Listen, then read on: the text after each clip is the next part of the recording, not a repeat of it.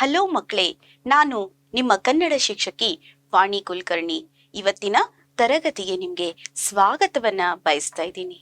ಏನಪ್ಪಾ, ಒಂದ್ ಚಿಕ್ಕದಾದ ಕತೆ ಹೇಳಲಾ? ಓಕೆ, ನಿಮ್ಗೆ ಹಸ್ತಿನಾಪುರ ಅಥವಾ ಹಸ್ತೇನಾಪುರ ಅಂತ ಹೇಳಿ ಗೊತ್ತಾ?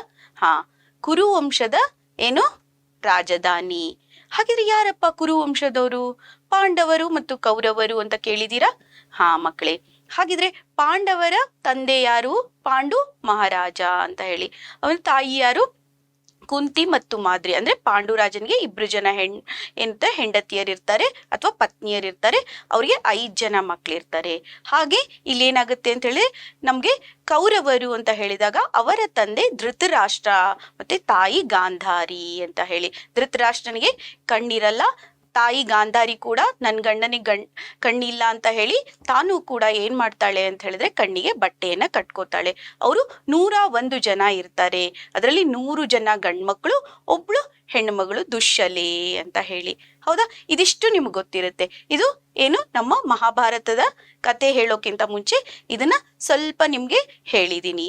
ಏನಪ್ಪಾ ಹಾಗಿದ್ರೆ ಇವ್ರೇನಾಗುತ್ತೆ ಅಂತ ಹೇಳಿದ್ರೆ, ಇವರಲ್ಲಿ ದಾಯಾದಿಗಳು ಅಂದ್ರೆ ಅಣ್ಣ ತಮ್ಮಂದಿರ್ತಾರಲ್ವಾ, ಇವರ ಜಗಳ ಆಗತ್ತೆ. ಅದು ಏನು ಎತ್ತ ಅಂತ ಹೇಳಿ ನಿಮ್ಗೆ ವಿವರಿಸುವಂತ ಒಂದು ಪದ್ಯ ಇದೆ ನಮ್ಗೆ. ಕೌರವೇಂದ್ರನ ಕೊಂದೆ ನೀನು ಅಂತ ಹೇಳಿ. ಹೌದಾ? ಕೌರವೇಂದ್ರನ ಕೊಂದೆ ನೀನು ಅಂತ ಹೇಳಿ ನಾನು ಇಲ್ಲಿ ಸ್ವಲ್ಪ ಸ್ವಲ್ಪ ಭಾಗನ ನಿಮ್ಗೆ ಹೇಳ್ತಾ ಹೋಗ್ತೀನಿ. ಹಾಗಿದ್ರೆ ಬನ್ನಿ ಮಕ್ಕಳೇ, ಇವತ್ತಿನ ತರಗತಿಯಲ್ಲಿ ನಾವು ಏನ್ ಮಾಡೋಣ ಅಂತ ಹೇಳಿದ್ರೆ ಈ ಒಂದು ಪದ್ಯ ಭಾಗವನ್ನ ನೋಡೋಣ. ಬನ್ನಿ ಮಕ್ಕಳೇ, ಆಸ್ ಯೂಶುವಲ್ ನಮ್ಮ ಇದರಲ್ಲಿ ಏನಾಗುತ್ತೆ, ಇವತ್ತಿನ ಕೃತಿಕಾರರ ಫಸ್ಟು ಕೃತಿಕಾರ ಪರಿಚಯ, ಪದ್ಯದ ಆಶಯ, ಪದ್ಯದ ಪ್ರವೇಶ, ಪದ್ಯದ ಭಾವಾರ್ಥ, ವ್ಯಾಕರಣಾಂಶ ಮತ್ತು ಅಭ್ಯಾಸ ಭಾಗವನ್ನ ನೋಡ್ತಾ ಇದ್ದೀವಿ. ಇವೇ ನೀವು ನಮ್ಮ ಕಲಿಕಾಂಶಗಳು ಅಂತ ಹೇಳ್ತೀವಿ. ಹಾಗಿದ್ರೆ ಈ ಒಂದು ಪದ್ಯ ಭಾಗದಲ್ಲಿ ನಾವು ಕಲಿಕಾಂಶಗಳನ್ನ ಏನೇನ್ ನೋಡ್ತೀವಿ ಅಂತ ಹೇಳಿದ್ರೆ, ಕೃತಿಕಾರರ ಪರಿಚಯ, ಪದ್ಯದ ಆಶಯ, ಪದ್ಯದ ಪ್ರವೇಶವನ್ನ ನೋಡ್ತೀವಿ, ಪದ್ಯದ ಭಾವಾರ್ಥ, ವ್ಯಾಕರಣಾಂಶ ಮತ್ತು ಅಭ್ಯಾಸ ಭಾಗ. ಬನ್ನಿ ಮಕ್ಕಳೇ, ಮೊದಲನೇದಾದಂತ ಇಲ್ಲಿ ನಾವೇನ್ ಮಾಡ್ಬೇಕು ಅಂತ ಹೇಳಿದ್ರೆ, ಫಸ್ಟ್ ಏನು, ನಮ್ಮ ಕೃತಿಕಾರರ ಪರಿಚಯ. ಯಾರಪ್ಪ ಇದನ್ ಬರ್ದೋರು ಅಂತ ಹೇಳಿದ್ರೆ, ಇಲ್ಲಿ ಕುಮಾರವ್ಯಾಸ ಅಂತ ಹೇಳಿ. ಯಾರಪ್ಪ ಕುಮಾರವ್ಯಾಸ ಅಂತ ಹೇಳಿ ನಿಮ್ಗೆ ಗೊತ್ತಾಗುತ್ತೆ. ಇಲ್ಲಿ ಗದುಗಿನ ನಾರಾಯಣಪ್ಪ ಅಂತ ಹೇಳಿ ಇವ್ರ ಹೆಸರು. ಇವರು ಯಾಕೆ ಕುಮಾರವ್ಯಾಸ ಅಂದ್ರು ನಿಮ್ಗೆ ಗೊತ್ತಿದೆ. ಈ ಭಾರತವನ್ನ ಬರೆದಂತವ್ರು ಅಂದ್ರೆ ಮಹಾಭಾರತವನ್ನ ಬರೆದಂತವ್ರು ಯಾರು?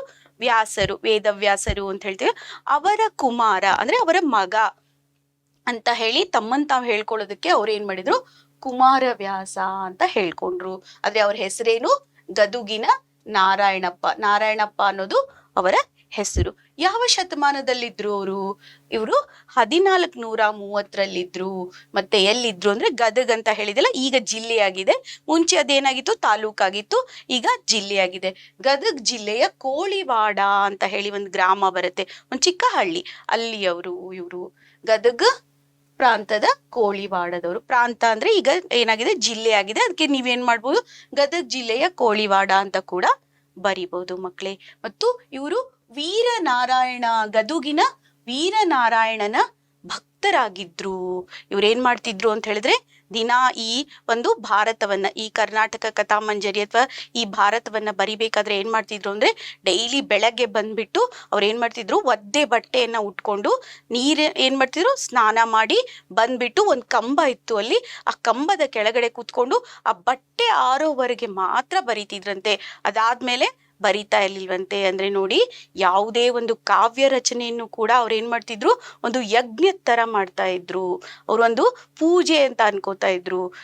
ಅಷ್ಟು ಶ್ರದ್ಧೆ ಇರ್ತಾ ಇತ್ತು. ಹಾಗಿದ್ರೆ ಇವರ ಕೃತಿಗಳು ಯಾವ್ದ್ಯಾವ್ದು ಅಂದ್ರೆ, ನಮಗ್ ಸಿಕ್ಕಂತದ್ದು ಇವ್ರು ಐರಾವತ ಅಂತ ಒಂದ್ ಕೃತಿನೂ ಕೂಡ ಬರ್ದಿದ್ದಾರೆ. ನಮಗ್ ಸಿಕ್ಕಂತದ್ದು ಕುಮಾರವ್ಯಾಸ ಭಾರತ, ಕರ್ನಾಟಕ ಕಥಾಮಂಜರಿ ಅಥವಾ ಗದುಗಿನ ಭಾರತ, ಕನ್ನಡ ಭಾರತ ಅಂತ ಎಲ್ಲ ಹೇಳುವಂಥದ್ದು ಇದು ಒಂದೇ ಕೃತಿ. ಮತ್ತೆ ಏನಪ್ಪಾ ಮ್ಯಾಮ್ ಇಷ್ಟೊಂದು ಕೃತಿಗಳಿದೆಯಾ ಅಂತ ಇಲ್ಲ, ಇದಕ್ಕೆ ಏನ್ ಬೇಕಾದ್ರೂ ಹೇಳ್ಬೋದು. ಕುಮಾರವ್ಯಾಸ ಭಾರತ ಅನ್ಬೋದು, ಗದುಗಿನ ಭಾರತ ಅನ್ಬೋದು, ಕರ್ನಾಟಕ ಕಥಾಮಂಜರಿ. ಇಲ್ಲಿ ನೋಡಿ, ಕರ್ನಾಟಕ ಭಾರತ ಕಥಾಮಂಜರಿ ಅಂತ ಹೇಳ್ಬೋದು, ಕರ್ನಾಟಕ ಕಥಾಮಂಜರಿ ಅಂತ ಹೇಳ್ಬೋದು. ಇದು ಇಷ್ಟು ಒಂದೇ ಬುಕ್ಕು. ಮತ್ತೆ ಐರಾವತ ಅನ್ನೋ ಕೃತಿಯನ್ನು ಕೂಡ ಇವರು ರಚಿಸಿದ್ದಾರೆ ಮಕ್ಕಳೇ. ಹಾಗಿದ್ರೆ ಇವರಿಗೆ ಸಿಕ್ಕಂತ ಪ್ರಶಸ್ತಿಗಳು ಯಾವುದು? ಆಗಿನ ಕಾಲದಲ್ಲಿ ಏನಾದ್ರು ರಾಜ್ಯ ಸಾಹಿತ್ಯ, ಕೇಂದ್ರ ಸಾಹಿತ್ಯ ಅಕಾಡೆಮಿ ಪ್ರಶಸ್ತಿಗಳಿದ್ವಾ ಮಕ್ಕಳೇ? ಇರ್ಲಿಲ್ವಲ್ಲ. ಅವಾಗ ಏನ್ ಮಾಡ್ತಿದ್ರು ಅಂತೇಳಿ ರಾಜರು ಬಿರುದನ್ನ ಕೊಡ್ತಿದ್ರು. ಹಾಗಿದ್ರೆ ಇವರು ತುಂಬಾ ಚೆನ್ನಾಗಿ ರೂಪಕ ಅಲಂಕಾರ, ನಿಮ್ಗೆ ಗೊತ್ತಲ್ವಾ? ಅಲಂಕಾರ, ರೂಪಕ ಅಲಂಕಾರ ಅಂದ್ರೆ ನಾವು ಉಪಮಾನ ಉಪಮೇಯ ಭೇದ ಇಲ್ಲ, ಇದು ಅದೇ ಅಂತ ಹೇಳುವಂಥದ್ದನ್ನ ರೂಪಕ ಅಲಂಕಾರ ಅಂತ ಹೇಳ್ತೀವಿ. ಅಂಥ ರೂಪಕ ಸಾಮ್ರಾಜ್ಯ ಚಕ್ರವರ್ತಿ, ಇವ್ರಿಗೆ ಏನಂತಂದ್ರೆ ರೂಪಕ ಸಾಮ್ರಾಜ್ಯ ಚಕ್ರವರ್ತಿ ಅಂತ ಹೇಳಿ ಬಿರುದನ್ನ ಕೊಟ್ಟಿದ್ರು. ಮತ್ತೆ ಇವರು ಈ ಒಂದು ಭಾಗವನ್ನ, ಈ ಕೌರವೇಂದ್ರನ ಕೊಂದೆ ಅನ್ನೋ ಭಾಗವನ್ನ ನಾವೇನ್ ಮಾಡಿದೀವಿ ಅಂತ ಹೇಳಿದ್ರೆ, ಇವರ ಕರ್ನಾಟಕ ಕಥಾಮಂಜರಿ ಅಥವಾ ಭಾರತ ಅಂತ ಈಗಾಗಲೇ ಹೇಳಿದ್ನಲ್ಲ, ಕುಮಾರವ್ಯಾಸ ಭಾರತ, ಕರ್ನಾಟಕ ಕಥಾಮಂಜರಿ, ಆ ಒಂದು ಭಾಗದಿಂದ ಉದ್ಯೋಗ ಪರ್ವ ಅಂತ ಹೇಳಿ 10 ಪರ್ವಗಳಿದೆ, ಅದರಲ್ಲಿ ಉದ್ಯೋಗ ಪರ್ವ ಅಂತ. ಏನಪ್ಪಾ ಇದು ಉದ್ಯೋಗ ಪರ್ವ ಅಂದ್ರೆ, ಶ್ರೀಕೃಷ್ಣ ಏನ್ ಮಾಡ್ತಾನೆ ಅಂದ್ರೆ ಮಹಾಭಾರತ ಯುದ್ಧವನ್ನ ತಪ್ಪಿಸ್ಬೇಕು, ಯುದ್ಧ ಆಗ್ಬಾರ್ದು, ಹಾಗಿದ್ರೆ ಏನ್ ಮಾಡ್ತಾನೆ, ಸಂಧಾನಕ್ಕಾಗಿ ಬರ್ತಾನೆ. ಶ್ರೀಕೃಷ್ಣ ಏನ್ ಮಾಡ್ತಾನೆ, ಸಂಧಾನಕ್ಕೋಸ್ಕರ ಏನ್ ಮಾಡ್ತಾನೆ, ಹಸ್ತಿನಾಪುರಕ್ಕೆ ಬಂದು ದುರ್ಯೋಧನ ಮತ್ತೆ ಎಲ್ಲರ ಹತ್ರ, ಧೃತರಾಷ್ಟ್ರ, ಭೀಷ್ಮ ಪಿತಾಮಹ ಎಲ್ಲರೂ ಇರ್ತಾರಲ್ವಾ, ಅವ್ರ ಹತ್ರ ಏನ್ ಮಾಡ್ತಾನೆ, ಸಂಧಾನ ಕಾರ್ಯವನ್ನ ಮಾಡೋದಕ್ಕೆ ಬರ್ತಾನೆ. ಅಂದ್ರೆ ನೀವು ಪಾಂಡವರಿಗೆ ರಾಜ್ಯವನ್ನ ಕೊಡದೆ ಇದ್ರೂ ಪರವಾಗಿಲ್ಲ, 5 ಏನು ಗ್ರಾಮಗಳನ್ನ ಕೊಡಿ, 5 ಊರುಗಳನ್ನ ಕೊಡಿ ಸಾಕು ಅಂತ ಹೇಳಿ ಕೇಳ್ತಾನೆ. ಆದ್ರೆ ಏನ್ ಮಾಡ್ತಾನೆ ದುರ್ಯೋಧನ, ಒಂದು ಸೂಜಿ ಮೊನೆಯಷ್ಟನ್ನು ಕೂಡ ನಾನು ಕೊಡಲ್ಲ ಅಂತ ಹೇಳ್ತಾನೆ. ಅದಕ್ಕೆ ಸಂಧಾನ ಏನಾಗುತ್ತೆ, ವಿಫಲ ಆಗುತ್ತೆ. ಸಂಧಾನಕ್ಕೆ ಬಂದಾಗ ಏನ್ ಮಾಡ್ತಾನೆ ಅಂತ ಹೇಳಿದ್ರೆ, ರಾಜತಂತ್ರಗಳನ್ನ, ನೀವೇನಂತೀವಿ ಡಿಪ್ಲೊಮೆಸಿ ಅಂತ ಹೇಳ್ತೀವಲ್ವಾ, ಅದನ್ನ ರಾಜತಂತ್ರಗಳನ್ನ ಮಾಡ್ತಾನೆ. ಆ ರಾಜತಂತ್ರಗಳಲ್ಲಿ ಒಂದಂತದ್ದು ಏನು, ದುರ್ಯೋಧನನ ರೈಟ್ ಹ್ಯಾಂಡ್, ಅಂದ್ರೆ ಅವನಿಗೆ ತುಂಬಾ ಆಪ್ತ ಮಿತ್ರ ಯಾರು, ಕರ್ಣ. ಅವನು ಧನುರ್ಧಾರಿ ಅಲ್ವಾ, ಅರ್ಜುನನಿಗಿಂತ ಏನಂತ ಹೇಳ್ತೀವಿ, ಬಲಿಷ್ಠವಾದ ಧನುರ್ಧಾರಿ ಅಥವಾ ಶ್ರೇಷ್ಠವಾದ ಧನುರ್ಧಾರಿ ಅಂತ ಕೂಡ ಹೇಳ್ತೀವಲ್ವ ನಾವು. ಆದ್ರೆ ಪಾಪ ಅವನಿಗೆ ಎಷ್ಟೊಂದು ಏನಾಗುತ್ತೆ, ಕರ್ಮಾದಿಗಳಿಂದ ಅವನಿಗೆ ಕೆಲವೊಂದು ಅನ್ಯಾಯ ಆಗತ್ತೆ, ಅದರಿಂದ ಅವನು ಏನಾಗಲ್ಲ, ಶೈನ್ ಆಗಲ್ಲ ಅಂತ ಹೇಳ್ತೀವಿ ಅಲ್ವಾ, ಹೌದಲ್ವಾ? ಹಾಗಿದ್ರೆ ಏನಾಗುತ್ತೆ ಅಂತ ಹೇಳಿದ್ರೆ, ಇಲ್ಲಿ ಅರ್ಜುನ ಮತ್ತು ಕರ್ಣ ಯುದ್ಧ ಮಾಡಿದಾಗ ಏನಾಗ್ಬೇಕು, ಕರ್ಣನ ಒಂದು ಮನೋಬಲವನ್ನ ಕುಗ್ಸೋದು ಅಥವಾ ಅವನನ್ನ ಏನ್ ಮಾಡ್ಬೇಕು, ತನ್ನ ಕಡೆ ಎಳ್ಕೋಬೇಕು, ಈ ತರ ಒಂದು ರಾಜತಂತ್ರವನ್ನ ಮಾಡ್ತಾನೆ. ಆ ರಾಜತಂತ್ರವನ್ನೇ ಇಲ್ಲಿ ಉದ್ಯೋಗ ಪರ್ವದ ಈ ಒಂದು ಕೌರವೇಂದ್ರನ ಕೊಂದೆ ನೀನು ಅನ್ನೋಂತ ಒಂದು ಭಾಗದಲ್ಲಿ ನಮಗ್ ಬಂದಿದೆ ಮಕ್ಕಳೇ. ಸರಿನಾ? ಬನ್ನಿ ಮಕ್ಕಳೇ, ಹಾಗಿದ್ರೆ ಈ ಪದ್ಯದ ಒಂದು ಆಶಯವನ್ನ ನೋಡೋಣ ನಾವು. ಏನಪ್ಪಾ ಇಲ್ಲಿದೆ ಆಶಯ ಅಂತ ಹೇಳಿದ್ರೆ, ಇಲ್ಲಿ ಏನಾಗ್ತದೆ ಅಂತ ಹೇಳ್ತೀನಿ ನಾನು. ಇಲ್ಲಿ ನಾವು ಜೀವನದಲ್ಲಿ ಏನ್ ಮಾಡ್ಬೇಕಾಗತ್ತೆ ಅಂತ ಹೇಳಿದ್ರೆ, ಯುದ್ಧ ಮಾಡ್ಬೇಕಾದ್ರೆ ನಾವು ಏನ್ ಮಾಡ್ಬೇಕು ಅಂತ ಹೇಳಿದ್ರೆ, ಬರೀ ನಾವು ಬಲದಿಂದ ಮಾತ್ರ ಯುದ್ಧ ಮಾಡಕ್ಕಾಗಲ್ಲ. ನಾವೇನ್ ಮಾಡ್ಬೇಕು ಅಂತ ಹೇಳಿದ್ರೆ, ನಾವು ತಂತ್ರವನ್ನು ಕೂಡ ಹೂಡ್ಬೇಕು ಅನ್ನೋದು ಇಲ್ಲಿದೆ ನೋಡಿ. ಒಬ್ಬರನ್ನ ನಾವು ನಾಶ ಮಾಡ್ಬೇಕು ಅಂತ ಹೇಳಿದ್ರೆ ನಾವೇನ್ ಮಾಡ್ಬೇಕು, ಏನ್ ಮಾಡ್ಬೇಕು, ತಂತ್ರಗಳನ್ನ ಹೂಡ್ಬೇಕಾಗತ್ತೆ ಅಂತ ಹೇಳ್ತಾರೆ. ಇಲ್ಲಿ ನೋಡಿ, ಒಬ್ಬರನ್ನೊಬ್ಬರು ನಾಶ ಮಾಡುವವರೆಗೂ ಅದು ಬೆಳೆಯುತ್ತದೆ, ಅದರ ಪರಿಣಾಮ ಘೋರವಾದುದು, ಮತ್ತೆ ಪ್ರತಿಷ್ಠೆಯಿಂದ ಹಠದಿಂದ ಸಾಧಿಸಿದಾಗ ಗೆಲ್ಲಲು ವಿವಿಧ ತಂತ್ರಗಳನ್ನ ನಾವು ಬಳಸ್ಬೇಕು. ಅಂದ್ರೆ ತಂತ್ರಗಳು ಅಂತ ಹೇಳಿದ್ರೆ ಟ್ರಿಕ್ಸ್ ಅಂತ ಹೇಳ್ತಿರಲ್ಲ, ಟ್ರಿಕ್ಸ್ ಅನ್ನ ಬಳಸ್ಬೇಕು ಮಕ್ಕಳೇ. ಟ್ರಿಕ್ಸ್ ಅಂತ ಹೇಳ್ತೀವಲ್ವಾ, ತಂತ್ರಗಳನ್ನ, ರಾಜತಂತ್ರಗಳು, ಡಿಪ್ಲೊಮಸಿ ಅಂತ ಹೇಳ್ತೀವಲ್ಲ, ಯಾವಾಗ್ಲೂ ಅದನ್ನ ಬಳಸ್ಬೇಕು. ಮತ್ತೆ ಜೀವನದಲ್ಲಿ ಪರಸ್ಪರ ಹೊಂದಾಣಿಕೆ ಮತ್ತು ಸಾಮರಸ್ಯದ ಬದುಕು ಅಪೇಕ್ಷಣೀಯ, ಅದು ಅಸಾಧ್ಯವಾಗದೆ ಏನಾಗುತ್ತೆ, ಮತ್ಸರ ಛಲ ಪ್ರಧಾನವಾದರೆ ಅಲ್ಲಿ ಸಂಘರ್ಷ ಅನಿವಾರ್ಯ ಆಗತ್ತೆ. ಅಂದ್ರೆ ಮತ್ಸರ ಇದ್ರೆ, ಸಂಘರ್ಷ ಇದ್ರೆ ಅನಿವಾರ್ಯ ಆಗತ್ತೆ ಯುದ್ಧ ಅಂತ ಹೇಳ್ತಾ ಇದ್ದಾರೆ. ಬನ್ನಿ ಮಕ್ಕಳೇ, ಮತ್ತೊಂದ್ ಸ್ವಲ್ಪ ನೋಡೋಣ. ಏನಪ್ಪಾ ಇದು ಮತ್ತೆ ಆಶಯ ಅಂತಂದ್ರೆ, ಇಲ್ಲಿ ಧರ್ಮದ ಪರವಾಗಿ ಯಾರಿದ್ರು, ಪಾಂಡವರಿದ್ರು ಅಂತ ಹೇಳ್ತಾ ಇದ್ದಾರೆ. ಇಲ್ಲಿ ಏನಾಗುತ್ತೆ, ಕೃಷ್ಣ ಧರ್ಮದ ಪರವಾಗಿದ್ದ, ಅದಕ್ಕೋಸ್ಕರ ಏನ್ ಮಾಡ್ತಾನೆ ಕೃಷ್ಣ ಅಂದ್ರೆ, ಪಾಂಡವರ ಪರವಾಗಿ ಬಂದ್ಬಿಟ್ಟು ಏನ್ ಮಾಡ್ತಾನೆ, ಸಂಧಾನ ಕಾರ್ಯವನ್ನ ಮಾಡ್ತಾನೆ. ಈ ಕಾರ್ಯಗಳ ಬಗ್ಗೆ ಇಲ್ಲಿದೆ.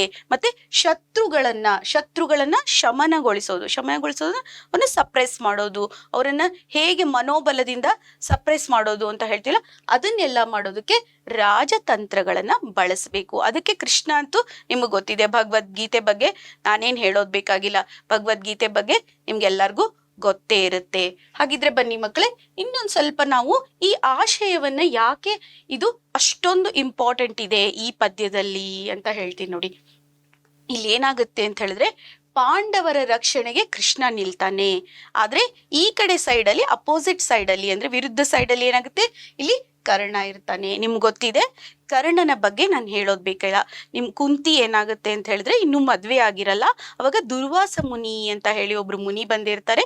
ಅವರಿಗೆ ಸೇವೆಯನ್ನ ಮಾಡ್ತಾಳೆ ಕುಂತಾದೇವಿ ಅಂತ ಹೇಳ್ತೀವಲ್ವಾ. ಕುಂತಿ ಸೇವೆಯನ್ನ ಮಾಡ್ತಾಳೆ. ಸೇವೆಯನ್ನ ಮಾಡಿದ್ಕೊಳ್ಳಿ ದುರ್ವಾಸ ಮುನಿಗಳು ಏನ್ ಮಾಡ್ತಾರೆ ಅಂತ ಹೇಳಿದ್ರೆ ಅವಳ ಸೇವೆಯನ್ನ ಮೆಚ್ಚಿಬಿಟ್ಟು ಏನ್ ಮಾಡ್ತಾರೆ ಅಂದ್ರೆ ಅವಳಿಗೆ ವರಗಳನ್ನ ಕೊಡ್ತಾರೆ. ಅವರಿಗೆ ವರಗಳನ್ನ ಕೊಟ್ಟಾಗ 5 ವರಗಳನ್ನ ಕೊಡ್ತಾರೆ. ಕೊಟ್ಟಾಗ ಅವಳು ಏನಾಗುತ್ತೆ, ಚಿಕ್ಕವಳಿರ್ತಾಳಲ್ವಾ, ಟೆಸ್ಟ್ ಮಾಡೋದಕ್ಕೋಸ್ಕರ ಏನ್ ಮಾಡ್ಬಿಡ್ತಾಳೆ, ಇನ್ನು ಅನ್ಮ್ಯಾರಿಡ್ ಇರ್ತಾಳೆ, ಮದ್ವೆ ಆಗಿರಲ್ಲ, ಅವಾಗ್ಲೇ ಒಂದು ವರವನ್ನ ಏನ್ ಮಾಡ್ಬಿಡ್ತಾಳೆ, ಉಪಯೋಗಿಸ್ಕೊಂಡು ಸೂರ್ಯನೇ ದೇವನ ಒಂದು ವರವನ್ನ ಹೇಳ್ಬಿಡ್ತಾಳೆ. ಅವಾಗೆ ಸೂರ್ಯ ದೇವನ ಅನುಗ್ರಹದಿಂದ ಅವಳಿಗೆ ಒಂದು ಮಗು ಆಗುತ್ತೆ. ಆ ಮಗುನೇ ಕರ್ಣ. ಅಂದ್ರೆ ಅವಳು ಕುಂತಿಯ ಮಗ, ಅವನು ಸೂರ್ಯ ಮತ್ತು ಕುಂತಿಯ ಮಗ ಅಂತ ಹೇಳಿ. ಏನ್ ಮ್ಯಾಮ್ ಇದು ಅಂತ ಕೇಳಿದ್ರೆ ನೀವ್ ಹೇಳ್ಬೇಕು, ಆಗಿನ ಕಾಲದಲ್ಲಿ ಇದೆಲ್ಲ ಹೀಗಿತ್ತಲ್ವಾ, ಮಂತ್ರಗಳನ್ನ ಹೇಳಿ ಮಕ್ಕಳನ್ನ ಪಡ್ಕೊಳ್ಳೋ ಅಂತದ್ದು. ಹಾಗೆ ಅವಳು ಪಡ್ಕೋತಾಳೆ. ಆದ್ರೆ ಏನ್ ಮಾಡ್ಬೇಕು, ಜಗತ್ತಲ್ಲಿ ಹೆಂಗ್ ಹೇಳೋದು, ಮಗು ಆಗಿದೆ ಮದ್ವೆ ಆಗಿಲ್ಲ ಅಂತ ಹೇಳಿ. ಅದಕ್ಕೋಸ್ಕರ ಏನ್ ಮಾಡ್ತಾಳೆ, ಆ ಮಗುವನ್ನ ಒಂದು ಪೆಟ್ಟಿಗೆಯಲ್ಲಿ ಇಟ್ಬಿಟ್ಟು ಬಿಡ್ತಾಳೆ. ನಿಮ್ಗೆ ಗೊತ್ತಿರ್ಬೇಕು, ಕರ್ಣ ಏನಾಗಿರುತ್ತೆ, ಕರ್ಣ ಮತ್ತು ಕುಂಡಲ ಅಂತ ಹೇಳಿದ್ರೆ ಕಿವಿಗೆ ಒಂದು ಓಲೆ ಇರುತ್ತೆ, ಮತ್ತೆ ಅವನಿಗೆ ಒಂದು ಎದೆಗೆ ಒಂದು ಕವಚ ಇರುತ್ತೆ. ಆ ಕವಚವನ್ನ ಧರಿಸಿನೇ ಹುಟ್ಟಿರ್ತಾನೆ. ಅಷ್ಟೊಂದು ಅವನಿಗೆ ಪ್ರೊಟೆಕ್ಷನ್ ಇರುತ್ತೆ.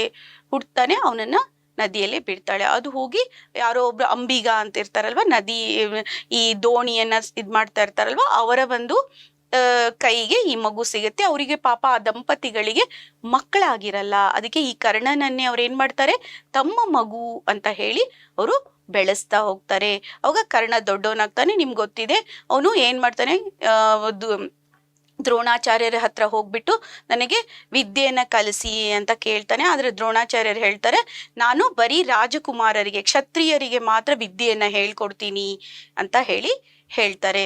ಅವಾಗ ಏನಾಗುತ್ತೆ ಅಂತ ಹೇಳಿದ್ರೆ ಅವನು ಮತ್ತೆ ಬೇರೆ ಬೇರೆ ಗುರುಗಳನ್ನ ಹುಡ್ಕೊಂಡು ಹೋಗ್ತಾನೆ. ಆಮೇಲೆ ಪರಶುರಾಮ ಅಂತ ಇರ್ತಾರೆ, ಅವ್ರ ಹತ್ರ ಹೋಗಿ ನನ್ಗೆ ವಿದ್ಯೆ ಹೇಳ್ಕೊಡಿ ಅಂತಾನೆ. ಅವಾಗ ನಾನ್ ಕ್ಷತ್ರಿಯನಲ್ಲ, ನನ್ಗೆ ವಿದ್ಯೆ ಹೇಳ್ಕೊಡಿ ಅಂತ ಪರಶುರಾಮರು ಯಾವಾಗ್ಲೂ ಕ್ಷತ್ರಿಯೇತರರಿಗೆ ಮಾತ್ರ ವಿದ್ಯೆಯನ್ನ ಹೇಳ್ಕೊಡ್ತಾ ಇರ್ತಾರೆ. ಕ್ಷತ್ರಿಯರಿಗೆ ಮಾತ್ರ ವಿದ್ಯೆ ಹೇಳ್ಕೊಡ್ತಿರಲಿಲ್ಲ. ಅವರಿಗೆ ಮತ್ತು ಕ್ಷತ್ರಿಯರಿಗೆ ಒಂದು ಯುದ್ಧ ಆಗುತ್ತೆ. ಅದ್ರ ಬಗ್ಗೆ ನಾನು ಮತ್ತೆ ಮುಂದಿನ ಒಂದು ಭಾಗದಲ್ಲಿ ಪ್ರಸಂಗ ಬಂದಾಗ ಹೇಳ್ತಾ ಹೋಗ್ತೀನಿ. ಇಲ್ಲೇನಾಗುತ್ತೆ ಅಂತ ಹೇಳಿದ್ರೆ ಅವರು ಪರಶುರಾಮನ ಹತ್ರ ಏನ್ ಮಾಡ್ತಾರೆ, ಕರ್ಣ ಅಂತ ಹೇಳಿದ್ರೆ ವಿದ್ಯೆಯನ್ನ ತಗೊಳ್ತಾನೆ. ವಿದ್ಯೆಯನ್ನೆಲ್ಲ ತಗೊಂಡ್ಮೇಲೆ ಏನಾಗುತ್ತೆ ಅಂತ ಹೇಳಿದ್ರೆ ಒಂದ್ ದಿವಸ ಅವ್ರಿಗೆ ಪರಶುರಾಮರಿಗೆ, ನಿಮ್ಗೆ ಗೊತ್ತಿರ್ಬೇಕು, ಹಳೆ ಕಾಲದಲ್ಲಿ ಗುರುಕುಲದಲ್ಲಿ ವಾಸ ಮಾಡ್ತಿದ್ರು ಎಲ್ಲರೂ, ಹೌದಾ. ಗುರುಕುಲದಲ್ಲಿ ಹೋಗಿ ಅಲ್ಲೇನೆ ಅವ್ರ ಹತ್ರನೇ ಇದ್ದು ಊಟ ಮಾಡಿ ಅವರಿಗೆ ಸಹಾಯವನ್ನ ಮಾಡಿ ಅವರು ವಿದ್ಯೆಯನ್ನ ಪಡಿತಿದ್ರು. ಸ್ಕಿಲ್ ಬೇಸ್ಡ್ ಎಜುಕೇಶನ್ ಇತ್ತಲ್ವಾ ನಮ್ದು. ಆವಾಗ ವಿದ್ಯೆ ಪಡಿಬೇಕಾದ್ರೆ ಏನಾಗುತ್ತೆ, ಒಂದ್ ದಿವಸ ಅವ್ರಿಗೆ ತುಂಬಾ ಆಯಾಸ ಆಗುತ್ತೆ. ಗುರುಗಳು ಹೇಳ್ತಾರೆ, ನಂಗೆ ತುಂಬಾ ಆಯಾಸ ಆಗಿದೆ, ನಾನು ಇಲ್ಲಿ ಮರದ ಕೆಳಗೆ ಮಲ್ಕೋತೀನಿ ಅಂತ ಹೇಳಿ. ಅವಾಗ ಕರ್ಣ ಅಂತಾನೆ, ಹಂಗಿದ್ರೆ ನನ್ ತೊಡೆ ಮೇಲೆ ಮಲ್ಕೊಳ್ಳಿ ಅಂತ ಹೇಳಿ ತನ್ನ ತೊಡೆಯನ್ನ ಕೊಡ್ತಾನೆ. ಅವಾಗ ಪರಶುರಾಮರು ತೊಡೆ ಮೇಲೆ ಮಲಗ್ತಾರೆ. ಆದ್ರೆ ಅಲ್ಲೇನಾಗುತ್ತೆ ಅಂತ ಹೇಳಿದ್ರೆ ಅವಾಗ ಒಂದು ಕೀಟ ಬರುತ್ತೆ, ಹುಳ ಬರುತ್ತೆ.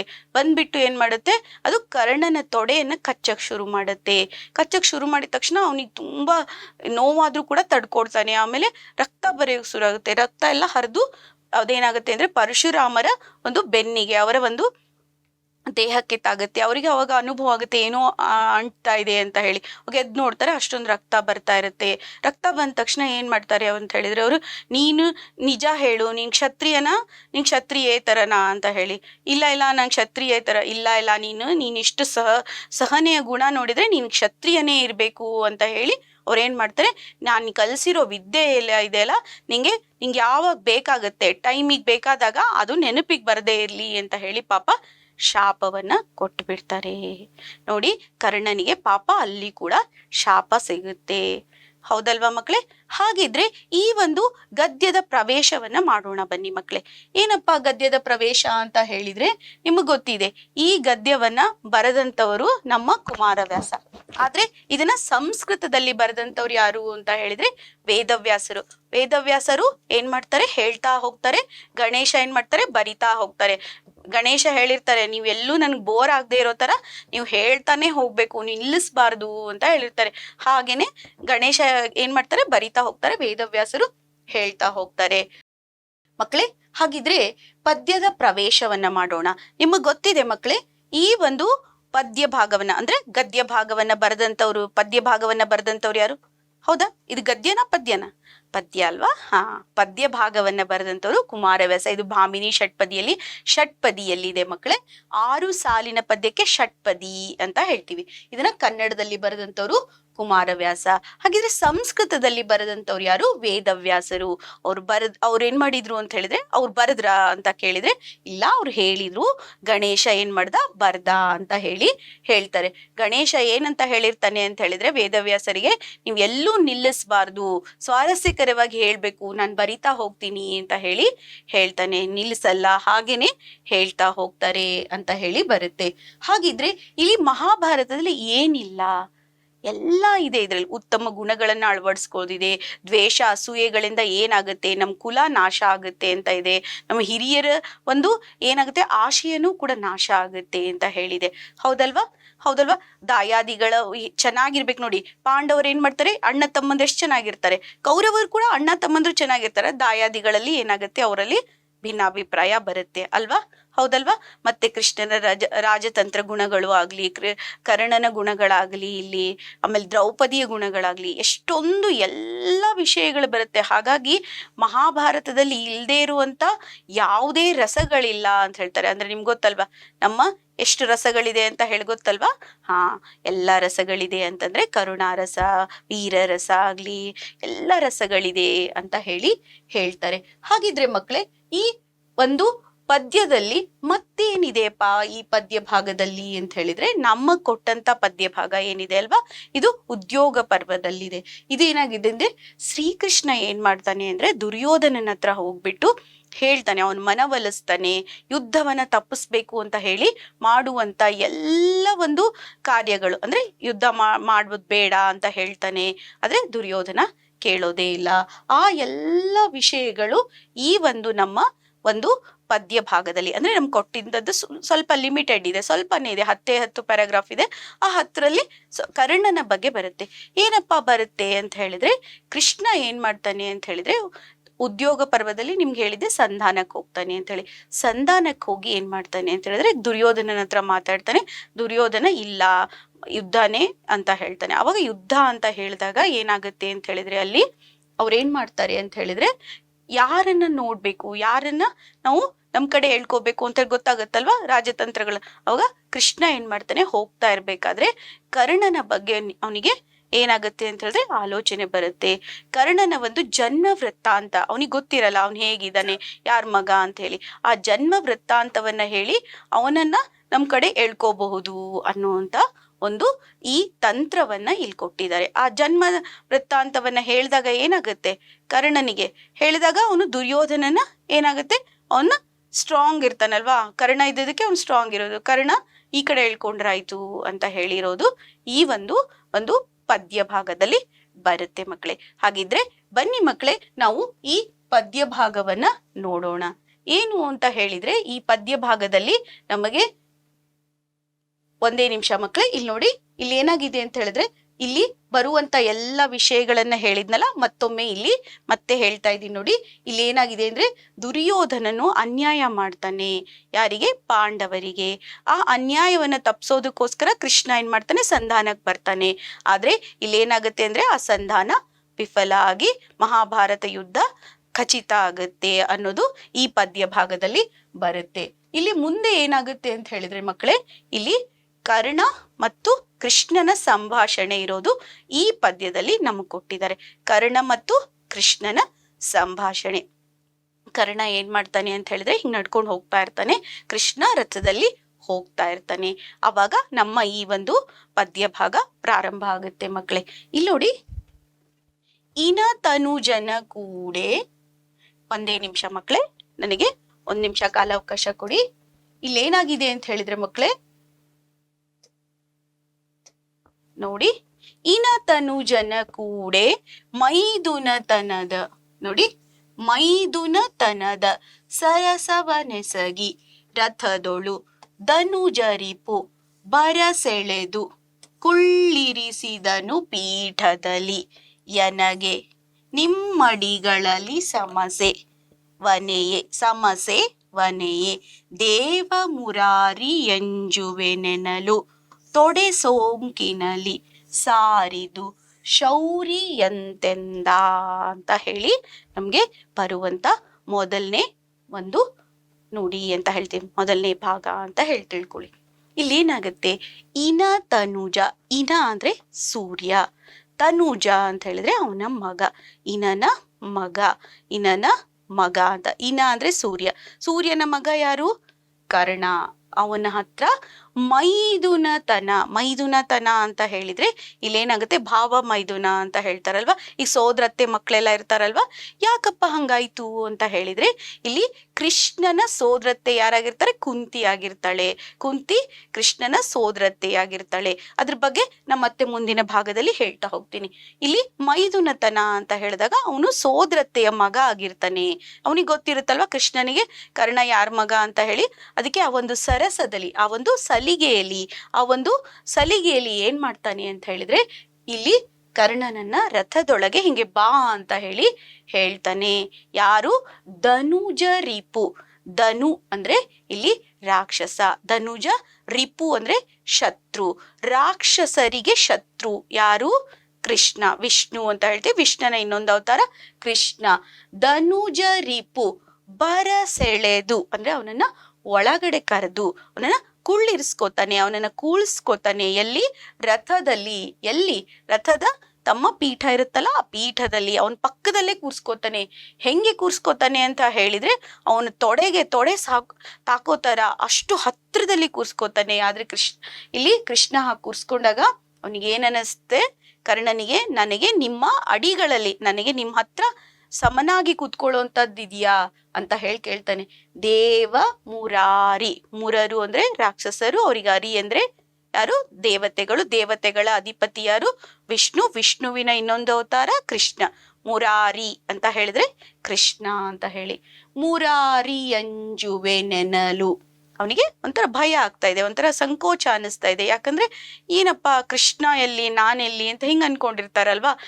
ಏಕ್ದಮ್ ಅವ್ನ್ ಕರೆದ್ಬಿಟ್ಟು ಪಕ್ಕದಲ್ಲಿ ಕೂರ್ಸ್ಕೊಂಡ್ ಬಾ, ಪಕ್ಕದಲ್ಲಿ ಕೂತ್ಕೋ ಅಂತ ಹೇಳಿದಾಗ ಹೆಂಗ ಅನ್ಸುತ್ತೆ, ಹಂಗೆ ತೊಡೆ ಸೋಂಕಿನಲ್ಲಿ ಅಂದ್ರೆ ತುಂಬಾ ಹತ್ರದಲ್ಲಿ, ತೊಡೆ ಟಚ್ ಆಗೋ ತರ, ಸೋಂಕು ಆಗೋ ತರ ಅವನೇನ್ ಮಾಡ್ದ, ಕೂರ್ಸ್ಕೊಂಡ. ಶೌರಿ ಎಂತೆಂದ ಅಂದ್ರೆ, ಶೌರಿ ಅಂದ್ರೆ ವೀರ. ಏನಂತ ಹೇಳ್ದ ಅಂತ ಹೇಳಿದ್ರೆ, ಬನ್ನಿ ಮಕ್ಕಳೇ ಈ ಒಂದು ಪದ್ಯದ ಒಂದು ಭಾವಾರ್ಥವನ್ನ ನೋಡೋಣ. ಇಲ್ಲಿ ನೋಡಿ, ನಿಮ್ಗೆ ಇನ ತನುಜ ಅಂತಂದ್ರೆ ಯಾರು? ಇನ ಅಂದ್ರೆ ಸೂರ್ಯ, ತನುಜ ಅಂದ್ರೆ ಮಗ. ಇನ ತನುಜ ಅಂತ ಹೇಳಿದ್ರೆ ಸೂರ್ಯನ ಮಗ ಅಂತ ಹೇಳ್ತೀವಿ. ಸೂರ್ಯನ ಮಗ ಯಾರು? ಕರ್ಣ ಅಲ್ವಾ? ಸರಿ. ಧನುಜ ರಿಪು, ಧನುಜ ಅಂದ್ರೆ ರಾಕ್ಷಸರು, ರಿಪು ಅಂದ್ರೆ ಶತ್ರು. ಯಾರು? ಕೃಷ್ಣ. ಶತ್ರುಗಳ ಒಂದು ನಾವ್ ಹೇಳಿದಾಗ ದೇವತೆ ಅಂತೀವಿ, ದೇವತೆಗಳಿಗೆ ಅಧಿಪತಿ ವಿಷ್ಣು. ವಿಷ್ಣುವಿನ ಇನ್ನೊಂದು ಅವತಾರ ಕೃಷ್ಣ ಅಂತ ಹೇಳಿ. ಮುರಾರಿ, ಮುರರು ಅಂದ್ರೆ ರಾಕ್ಷಸರು, ಅರಿ ಅಂದ್ರೆ ಶತ್ರು. ಅವರಿಗೆ ಯಾರು? ದೇವತೆ. ದೇವತೆಗಳ ಹೆಡ್ ಯಾರು? ವಿಷ್ಣು ಅಂತ ಹೇಳ್ತೇವೆ. ವಿಷ್ಣುವಿನ ಇನ್ನೊಂದು ಅವತಾರ ಕೃಷ್ಣ.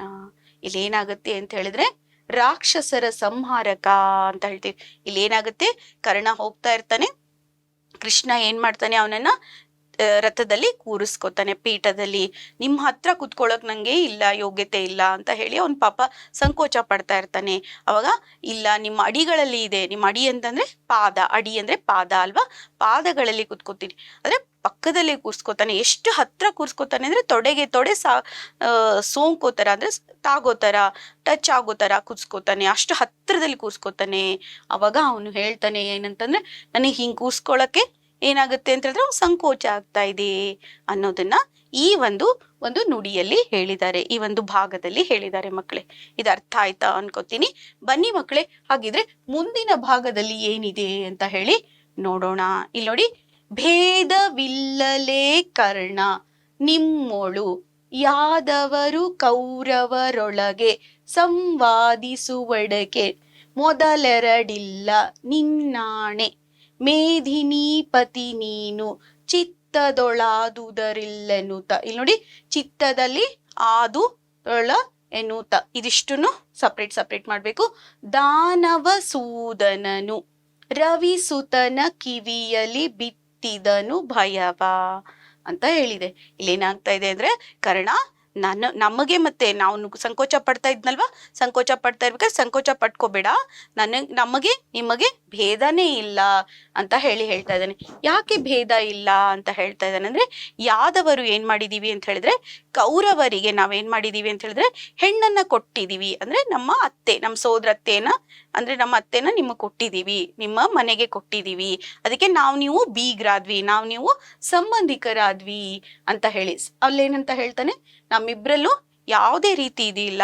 ನೀನು ಏನಂತ ಹೇಳ್ತಾನೆ, ನಮ್ಮಿಬ್ರು ಒಳಗೆ ನಾವು ಭೇದನೇ ಇಲ್ಲ, ನಿನ್ನನ್ನೇ ನಾನು ಏನ್ ಮಾಡ್ತೀನಿ, ಮೇದಿನಿ ಪತಿ ಮಾಡ್ತೀನಿ. ಮೇದಿನಿ ಅಂತಂದ್ರೆ ಭೂಮಿ, ಧರೆ, ಧರಿತ್ರಿ, ಧರಣಿ ಇವೆಲ್ಲ ಏನು ಭೂಮಿಗಿರೋ ಹೆಸರು.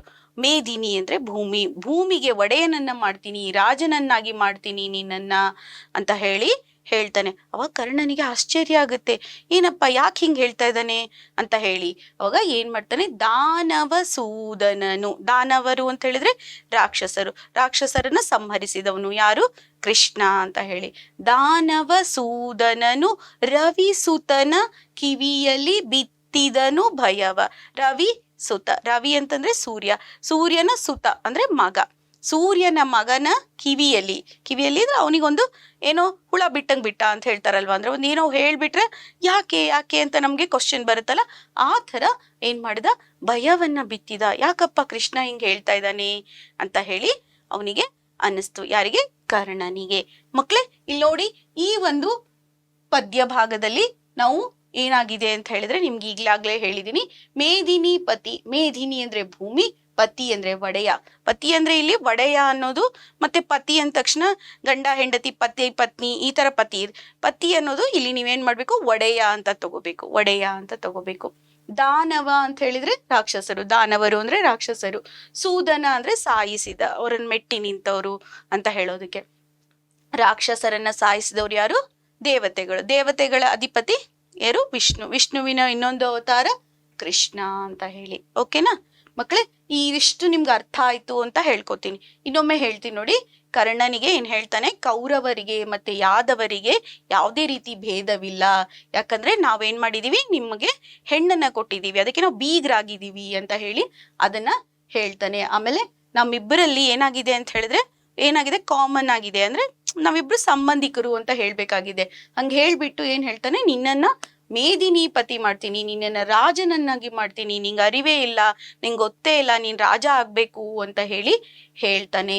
ಹೇಳ್ಬಿಟ್ಟು ಇಲ್ಲಿ ಕೃಷ್ಣ ಏನ್ ಮಾಡ್ತಾನೆ, ಅವನ ಕಿವಿಯಲ್ಲಿ ಭಯವನ್ನ ಬಿತ್ತಾನೆ. ಭಯವನ್ನ ಬಿತ್ತೋದು ಅಂದ್ರೆ ನೀವು ಏನ್ ಮ್ಯಾಮ್ ಬೀಜ ಬಿತ್ತೋದು ಅಲ್ಲ, ಭಯವನ್ನ ಹುಟ್ಟಾಕ್ತಾನೆ ಅಂತ ಹೇಳ್ದಂಗೆ, ಅಂದ್ರೆ ಅವನಿಗೆ ಭಯ ಹುಟ್ಟಿಸ್ತಾನೆ ಅಂತ ಹೇಳ್ತೀವಲ್ವಾ, ಆ ತರ ಬಿತ್ತೋದು ಅಂತ ಹೇಳಿ ತಗೋಬೇಕು ಇಲ್ಲಿ ಮಕ್ಳೇ.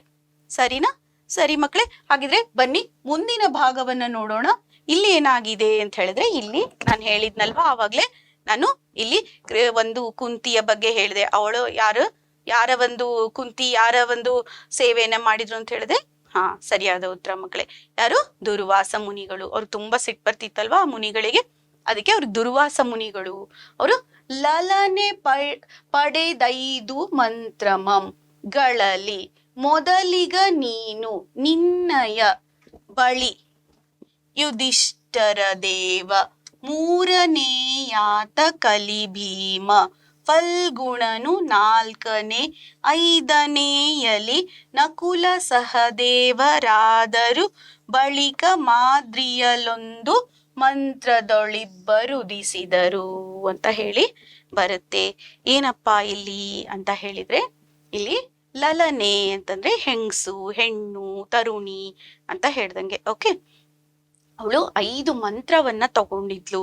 ಅದರಲ್ಲಿ ಫಸ್ಟ್ ನೀನು ಹುಟ್ಟಿದ್ದು, ಮೊದಲನೇದವನು ನೀನು, ಎರಡನೇದವನು ಯುಧಿಷ್ಠಿರ, ಆಮೇಲೆ ಏನಾಗತ್ತೆ ಭೀಮ ಹುಟ್ಟತಾನೆ, ಆಮೇಲೆ ಏನಾಗತ್ತೆ ಅಂತ ಹೇಳಿದ್ರೆ ಫಲ್ಗುಣ ಅಂದ್ರೆ ಅರ್ಜುನನಿಗೆ ಫಲ್ಗುಣ, ಸವ್ಯಸಾಚಿ, ಗಾಂಡೀವಿ ಇವೆಲ್ಲ ಅವನಿಗೆ ಇರುವಂತ ಹೆಸರುಗಳು.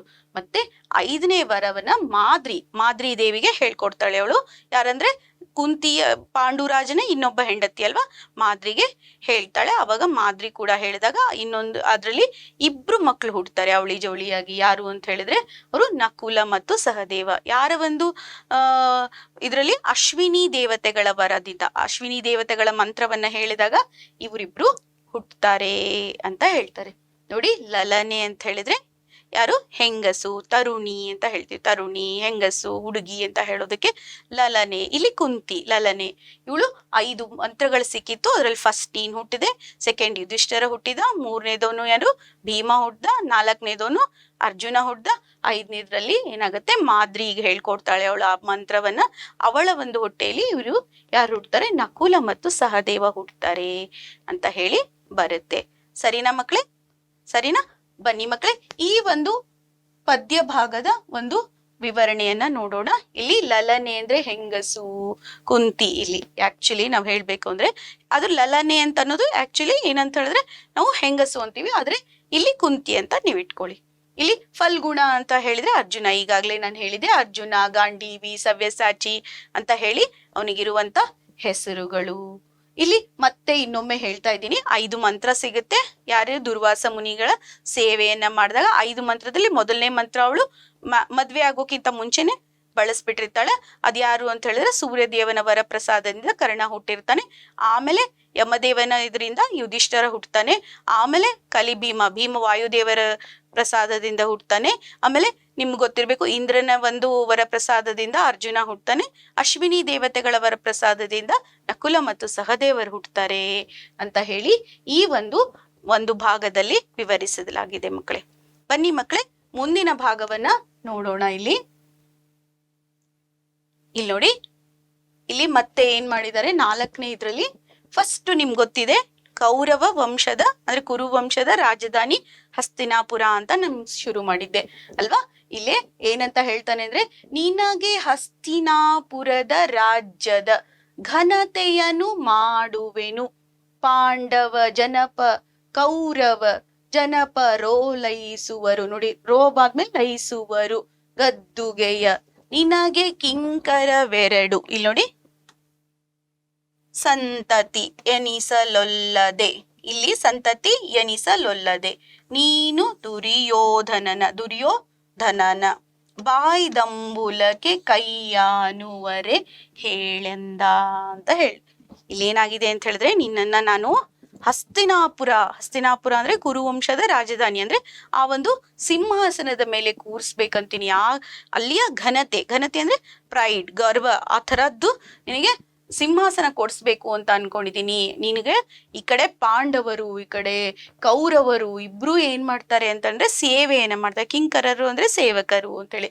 ಕಿಂಕರರು ಏನ್ ಮಾಡ್ತಾರೆ, ಸೇವೆಯನ್ನ ಮಾಡ್ತಾರೆ ಅಂತ ಹೇಳಿ ಅನ್ಕೊಂಡಿದೆ. ಆದ್ರೆ ನೀನ್ ಏನ್ ಮಾಡಿದೀಯಾ, ದುರ್ಯೋಧನನ ಎಂಜಿಲಕ್ಕೆ, ಬಾಯ್ದಂಬುಲ ಅಂದ್ರೆ ಎಂಜಿಲಕ್ಕೆ ನೀನ್ ಏನ್ ಮಾಡಿದೀಯಾ, ಕೈ ಒಡ್ಡಿದೀಯಾ. ಅವನ್ ಸುಮ್ನೆ ಒಂದು ಅಂಗರಾಜ್ಯ ಅಂತ ಇರುತ್ತೆ, ಆ ರಾಜ್ಯಕ್ಕೆ ಒಂದು ರಾಜನನ್ನಾಗಿ ಮಾಡಿರ್ತಾನೆ ಕರ್ಣನನ್ನ. ಆ ತರ ಇಟ್ಕೊಂಡು ಇಲ್ಲಿ ಕೃಷ್ಣ ಹೇಳ್ತಾ ಇರ್ಬೋದು ಮೋಸ್ಟ್ಲಿ. ಇಲ್ಲೇನಾಗ್ತದೆ, ನೀನು ದುರ್ಯೋಧನನ ಎಂಜಿಲಕ್ಕೆ, ಬಾಯ್ದಂಬುಲಕ್ಕೆ ನೀನೇನ್ ಮಾಡ್ತಾ ಇದೀಯಾ, ಕೈ ಒಡ್ತಾ ಇದೀಯಾ ಅಂತ ಹೇಳಿ ಹೇಳ್ತಾ ಇದ್ದಾನೆ. ಬನ್ನಿ ಮಕ್ಕಳೇ, ಇಲ್ಲಿ ಇದ್ರ ಬಗ್ಗೆ ಇನ್ನೊಂದ್ ಚೂರು ವಿವರಣೆಯನ್ನ ಕೊಡ್ತೀನಿ. ಇಲ್ಲೇನಾಗಿದೆ ಅಂದ್ರೆ, ಬಾಯ್ದಂಬೂಲ ಅಂದ್ರೆ ಎಂಜಿಲಿಗೆ, ಬಾಯ್ದಂಬೂಲಕ್ಕೆ ಅಂದ್ರೆ ಎಂಜಿಲಿಗೆ, ಕೈಯಾನು ಅಂದ್ರೆ ಕೈ ಚಾಚೋದು, ಕೈ ಒಡ್ಡೋದು ಅಂತ ಹೇಳ್ತೀವಿ. ಇಲ್ಲಿ ನಿನಗೆ ನಾನು ಹಸ್ತಿನಾಪುರದ ರಾಜನನ್ನ ಮಾಡ್ತೀನಿ, ಅದರ ಹಿರಿಮೆಯನ್ನ ಮಾಡಿಸ್ತೀನಿ, ಗರ್ವವನ್ನ ಪಡೆಯೋ ತರ ಮಾಡ್ತೀನಿ ಅಂತ ಹೇಳ್ತಾರೆ. ಗರ್ವ ಅಂತಂದ್ರೆ ಸೊಕ್ಕ ಮ್ಯಾಮ್ ಆ ತರ ಅಲ್ಲ, ಪ್ರೈಡ್ ಅಂತ ಹೇಳೋದಕ್ಕೂ ಗರ್ವ ಅಂತ ಹೇಳ್ತೀವಿ ನಾವು ಯಾವಾಗ್ಲೂ. ಮತ್ತೆ ಇಲ್ಲಿ ಪಾಂಡವರು, ಈ ಕಡೆ ಕೌರವರು ನಿಂಗೆ ಏನ್ ಮಾಡ್ತಾರೆ, ಓಲೈಸ್ತಾ ಇರ್ತಾರೆ. ಯಾವಾಗ್ಲೂ ರಾಜನಿಗೆ ಎಲ್ಲರೂ ಮಾಡ್ತಾರಲ್ವಾ, ಆತರ ಓಲೈಸ್ತಾರೆ. ನಿಮ್ಗೆ 2 ಸಂತತಿಗಳು ನಿಂಗೆ ಸೇವಕರಾಗಿ ಕೆಲಸವನ್ನ ಮಾಡ್ತಾರೆ. ನೀನು ಇದನ್ನೆಲ್ಲ ತಿರಸ್ಕರಿಸಿ ದುರ್ಯೋಧನನ ಬಾಯಿಯ ಎಂಜಿಲಲ್ಲಿರುವಂತ ಬಾಯ್ದಂಬೂಲ ಅಂತ ಹೇಳ್ತೀವಲ್ಲ, ಅದಕ್ಕೆ ನೀನು ಏನ್ ಮಾಡ್ತಾ ಇದೀಯಾ, ಕೈ ಒಡ್ತಾ ಇದೀಯಾ, ಇದು ಸರಿನಾ ಅಂತ ಹೇಳಿ ಕೃಷ್ಣ ಕೇಳ್ತಾ ಇದ್ದಾನೆ. ಇಲ್ಲಿ ಕೃಷ್ಣ ಯಾರಿಗೆ ಕೇಳ್ತಾ ಇದ್ದಾನೆ, ಕರ್ಣನಿಗೆ ಹೇಳ್ತಾ ಇದ್ದಾನೆ. ಸರಿನಾ ಮಕ್ಕಳೇ? ಬನ್ನಿ ಮುಂದಿನ ಭಾಗವನ್ನ ನೋಡೋಣ ಮಕ್ಕಳೇ. ಇಲ್ಲಿ ಏನಾಗಿದೆ ಅಂತ ಹೇಳಿದ್ರೆ, ಹೇಳ್ತಾನೆ, ಎಡದ ಮೈಯಲ್ಲಿ ಕೌರವರು, ಈ ಕಡೆ ಕೌರವರಿರ್ತಾರೆ, ಈ ಕಡೆ ಏನ್ ಮಾಡ್ತಾರೆ, ಪಾಂಡುತನೆಯರಿರ್ತಾರೆ. ಮುಂದೆ ಮಾದ್ರ ಮತ್ತು ಮಾಗಧ ಅಂತಂದ್ರೆ, ಮಾದ್ರ ದೇಶ ಅಂತಂದ್ರೆ ಮಾದ್ರಿ ಅಂತ ಹೇಳಿದ್ನಲ್ವಾ, ಅವರ ಒಂದು ಸಂತತಿಯವರು. ಮಾಗಧ ಅಂತ ಹೇಳಿದ್ರೆ ನಿಮ್ಗೆ ಗೊತ್ತಿರೋ ಮಗಧ ಅಂತ ಹೇಳಿದ್ರೆ ಯಾರು, ಗಾಂಧಾರಿ ಇರ್ತಾರಲ್ವಾ, ಆ ರಾಜ್ಯ. ಎಲ್ಲರೂ ಏನ್ ಮಾಡ್ತಾರೆ, ಯಾದವರು ಅಂದ್ರೆ ಕೃಷ್ಣನ ವಂಶದವರು ಅಲ್ವಾ, ಯಾದವರು. ಇವರೆಲ್ಲ ಮಾದ್ರ, ಮಾಗಧ, ಯಾದವ, ಪಾಂಡವರು ಎಲ್ಲರೂ ನಿಂಗೆ ಏನ್ ಮಾಡ್ತಾರೆ ಅಂದ್ರೆ ಆ ಕಡೆ ಈ ಕಡೆ ನಿಂತ್ಕೊಂಡು ನಿಂಗೆ ಬಹುಪರಾಗ್ ಅಂತ ಹೇಳ್ತಾ ಇರ್ತಾರೆ. ನೀ ಅಂತ ಕಡು ವಿಲಾಸ ಅಂದ್ರೆ ಹೆಚ್ಚು ವಿಲಾಸವನ್ನ ನೀನೇನ್ ಮಾಡ್ತಾ ಬಿಸುಟು ಮಾಡ್ತಾ ಇದೀಯಾ, ಬಿಟ್ಟಾಗ್ತಾ ಇದೀಯಾ, ಬಿಸಿಟಾಗ್ತಾ ಇದೀಯಾ, ನೀನೇನ್ ಮಾಡ್ತಾ ಇದೀಯಾ ಕುರುಪತಿ ಅಂದ್ರೆ ಯಾರು, ದುರ್ಯೋಧನನಿಗೆ ಏನ್ ಮಾಡ್ತಿದ್ಯಾ, ಜಿಯಾ ಹಸಾದ ನೀನ್ ಕೊಟ್ಟಿದ್ದೆ ಪ್ರಸಾದ ಅಂತ ಕಣ್ಣಿಗೆ ಹೊತ್ಕೊಂಡು, ಇಲ್ಲಿ ನೋಡಿ ಪ್ರಸಾದ ಹಸಾದ ನಿಮ್ಗೆ ಗೊತ್ತಿದೆ, ಈಗಾಗ್ಲೇ ನಾನು ಎಷ್ಟೋ ಸತಿ ಹೇಳಿದೀನಿ, ಇದು ತತ್ಸಮ ತದ್ಭವ. ಪ್ರಸಾದ ಅನ್ನೋದು ತತ್ಸಮ ಅಂದ್ರೆ ಸಂಸ್ಕೃತದಿಂದ ಬಂದಂಥದ್ದು, ಹಸಾದ ಅನ್ನೋದು ತದ್ಭವ ಕನ್ನಡದಲ್ಲಿ ಇರುವಂತದ್ದು. ಜಿಯಾ ನೀನ್ ಕೊಟ್ಟಿರೋದೆ, ಜಿಯಾ ಅಂತಂದ್ರೆ ಒಡೆಯ ಅಂತ ಹೇಳ್ದಂಗೆ, ಒಡೆಯ ನೀನ್ ಕೊಟ್ಟಿರೋದೆ ಪ್ರಸಾದ ಅಂತ ಹೇಳಿ ನೀನು ಅದ್ನ ಇಟ್ಕೊಳ್ತಾ ಇದೀಯಾ ಅಂತ ಹೇಳ್ತಾ ಇದ್ದಾನೆ. ನೀನು ಏನಾಗ್ಬೇಕು, ನಿಂಗೆ ಈ ಕಡೆ ಎಡಗಡೆಯಲ್ಲಿ ಯಾರಿರ್ತಾರೆ, ಕೌರವರು ಇರ್ತಾರೆ, ಬಲಗಡೆಯಲ್ಲಿ ಪಾಂಡು ಮಕ್ಕಳು, ಮುಂದ್ಗಡೆ ಎಲ್ಲ ಮಾದ್ರ ಮಾಗದ ಯಾದವಾದಿಗಳು, ಗಡಣ ಅಂತಂದ್ರೆ ಗುಂಪು ಅಂತ. ಈ ಗುಂಪು ಯಾದವರ ಗುಂಪು ಎಲ್ಲರೂ ನಿನ್ಗೆ ಹೇಳ್ತಾ ಇರ್ತಾರೆ, ನೀನ್ ಯಾಕ ಸಿಂಹಾಸನದ ಮೇಲೆ ಕೂತ್ಕೊಂಡಿರ್ತೀಯ, ಆದ್ರೆ ನೀನೇನ್ ಮಾಡ್ತೀಯ, ಎಲ್ಲ ಕಡು ವಿಲಾಸ ಹೆಚ್ಚಿನದನ್ನ ಅನ್ಭೋಗಿಸ್ಬೇಕಾಗಿದೆ, ಆದ್ರೆ ಅದನ್ನೆಲ್ಲ ಬಿಟ್ಟು ನೀನೇನ್ ಮಾಡ್ತೀಯ, ಬಿಸುಟು ಬಿಟ್ಟಾಕ್ಬಿಟ್ಟು ನೀನೇನ್ ಮಾಡ್ತಾ ಇದೀಯಾ ಅಂತಂದ್ರೆ ನುಡಿಸೆ ಜಿಯಾ ಹಸಾದ, ನೀನ್ ಕೊಟ್ಟಿರೋದೇ ನಮ್ ಪ್ರಸಾದ ಅಂತ ಹೇಳಿ ನೀನು ಕೌರವೇಂದ್ರ ಕೊಟ್ಟಿರೋ ಅಂತದನ್ನ ತಗೊಳ್ತಾ ಇದೀಯಾ, ಇದು ಸರಿನಾ ಅಂತ ಹೇಳಿ ಕೇಳ್ತಾ ಇದ್ದಾರೆ. ಇಲ್ಲಿ ನೋಡಿ ಮಕ್ಕಳೇ, ಮತ್ತೆ ಇಲ್ಲಿ ಮತ್ತೊಂದ್ಸತಿ ಇಲ್ಲಿ ನಿಮ್ಗೆ ಹೇಳ್ತಾ ಇದ್ದೀನಿ. ಪ್ರಸಾದ ಮತ್ತು ಹಸಾದ, ಪ್ರಸಾದ ಅನ್ನೋದು ಏನಾಗುತ್ತೆ ಅಂದ್ರೆ ತತ್ಸಮ, ಹಸಾದ ಅನ್ನೋದು ತದ್ಭವ, ಗಡಣ ಅಂದ್ರೆ ಸಮೂಹ. ಇಲ್ಲಿ ನೋಡಿ, ನಿನ್ನ ಎಡಭಾಗದಲ್ಲಿ ಕೌರವರು, ಬಲಭಾಗದಲ್ಲಿ ಪಾಂಡು ತನಯರು, ಸೋನುಗಳು ಅಂತ ಹೇಳಿದ್ರೆ ಪಾಂಡು ತನಯರು, ಪಾಂಡುವಿನ ಮಕ್ಕಳು, ಸೂನುಗಳು ಅಂತ ಹೇಳಿದ್ರೆ ಮಕ್ಕಳು ಅಂತ ಹೇಳ್ದಂಗೆ ಅವ್ರಿರ್ತಾರೆ. ಮತ್ತೆ ಇದುರಿನಲ್ಲಿ ಅಂದ್ರೆ ಮುಂದುಗಡೆ ಭಾಗದಲ್ಲಿ, ಇದುರು ಅಂತ ಹೇಳಿದ್ರೆ ಮುಂದುಗಡೆ ಭಾಗದಲ್ಲಿ ಮಾದ್ರ ಮಾಗದ ಯಾದವಾದಿಗಳಿರ್ತಾರೆ. ಇವರೆಲ್ಲ ನಿನ್ನನ್ನು ಏನ್ ಮಾಡ್ತಾ ಇರ್ತಾರೆ, ಓಲೈಸ್ತಾ ಇರ್ತಾರೆ, ಓ ರಾಜ ಅಂತ ಹೇಳಿ ನಿಂಗೆ ಹೇಳ್ತಾ ಇರ್ತಾರೆ. ಆದ್ರೆ ನೀನೇನ್ ಮಾಡ್ತಾ ಇದೀಯಾ, ಇದನ್ನೆಲ್ಲ ಮಹಾ ಸೌಭಾಗ್ಯವನ್ನ ಬಿಟ್ಟು ಆ ಕೌರವೇಂದ್ರ ಅಂದ್ರೆ ಕುರುಪತಿ ಅಂತ ಹೇಳ್ತೀವಲ್ವಾ, ದುರ್ಯೋಧನ ಕೊಟ್ಟಂತದ್ದನ್ನ ಒಳ್ಳೇದಾಯ್ತು ಅಂತ ಹೇಳಿ ನೀನ್ ತಗೊಳ್ತಾ ಇದೀಯಾ, ಇದ್ ಸರಿನಾ ಅಂತ ಹೇಳಿ ಕೃಷ್ಣ ಕೇಳ್ತಾ ಇದ್ದಾನೆ. ಮಕ್ಕಳೇ ಸರಿನಾ ಮಕ್ಕಳೇ, ಇದು ಅರ್ಥ ಆಯ್ತು ಅನ್ಕೋತೀನಿ. ಬನ್ನಿ ಮುಂದಿನ ಭಾಗವನ್ನ ನೋಡೋಣ. ಇಲ್ಲೇನಾಗುತ್ತೆಪ್ಪ ಅಂತ ಹೇಳಿದ್ರೆ ನಿಮ್ಗೆ ಗೊತ್ತಿರ್ಬೇಕು, ಇದನ್ನೆಲ್ಲ ಕೇಳಿದ ತಕ್ಷಣ ಕರ್ಣನಿಗೆ ಪಾಪ ತುಂಬಾ ದುಃಖ ಆಗುತ್ತೆ, ಹೌದಲ್ವಾ. ಅವನಿಗೆ ಪಾಪ ನನ್ನ ಅಮ್ಮ ಯಾರು ಅಂತ ಗೊತ್ತೇ ಇರಲ್ಲ, ಅವನಿಗೆ ಅಪ್ಪ ಯಾರು ಅಂತ ಗೊತ್ತಿರಲ್ಲ. ಸಡನ್ ಆಗಿ ಬಂದ್ಬಿಟ್ಟು ಅಪ್ಪ ಅಮ್ಮ ಗೊತ್ತಾಯ್ತು, ಅದು ಬೇರೆ ಅವರಿಗೆ, ಅವನಿಗೆ ಏನಾಯ್ತು, ಅಣ್ಣ ತಮ್ಮ ಇದ್ದಾರೆ, ಎಲ್ಲರೂ ಗೊತ್ತಿದ್ದಾರೆ, ಎಲ್ಲರ ಬಗ್ಗೆ ಗೊತ್ತಾಗ್ಬಿಡ್ತಲ್ವಾ ಈಗ. ಆದ್ರೆ ಅವನು ಅದರ ವಿರುದ್ಧ ಪಾರ್ಟಿ ಅಂದ್ರೆ ಅಪೋಸಿಟ್ ಪಾರ್ಟಿಯಲ್ಲಿದ್ದಾನೆ, ಅಪೋಸಿಟ್ ಅಲ್ಲಿ ಅವನು ಯುದ್ಧ ಮಾಡ್ಬೇಕಾಗಿ ಬಂದಿದೆ, ಹೌದಲ್ವಾ. ಅದೆಲ್ಲ ಅವನಿಗೆ ಕೇಳ್ಕೊಂಡು ಯಾವಾಗ ಜನ್ಮ ವೃತ್ತಾಂತವನ್ನ ಕೇಳಿ ಅವನಿಗೆ ತುಂಬಾ ದುಃಖ ಆಗುತ್ತೆ ಮಕ್ಕಳೇ. ಕೊರಳ ಸೆರೆ ಹಿಗ್ಗಿದವು ದೃಗುಜಲ ಉರವಣಿಸಿ ಕಡು ನೊಂದ ನಾಕಟ, ಕುರುಪತಿಗೆ ಕೇಡಾದುದೆಂದನು ತನ್ನ ಮನದೊಳಗೆ, ಹರಿಯ ಹೊಗೆ ದೊರ, ಇಲ್ಲಿ ನೋಡಿ ಹೊಗೆ ದೊರ ದುರುದರಹದೆ ಅಂತ ಹೇಳಿ, ಅಂದ್ರೆ ಹೊಗೆ ಬರ್ತಾ ಇರುತ್ತೆ, ಬರಿದೆ ಹೋಹುದೆ ತನ್ನ ವಂಶದ ನರುಹಿ ಕೊಂದನು ಹಲವು ಮಾತೇನೆಂದು ಚಿಂತಿಸಿದ. ಇಲ್ಲಿ ಅವನಿಗೆ ಅದನ್ನೆಲ್ಲ ಕೇಳಿ, ಇಲ್ಲಿ ಒಂದು ನರ ಇರುತ್ತೆ ಗೊತ್ತಾ, ಕೊರಳ ಸೆರೆ ಅಂತಂದ್ರೆ ಇಲ್ಲಿ ಇರುವಂತ ನರ ಏನಾಗುತ್ತೆ, ಅದು ಹಿಗ್ಗಿ ಬಿಡುತ್ತೆ.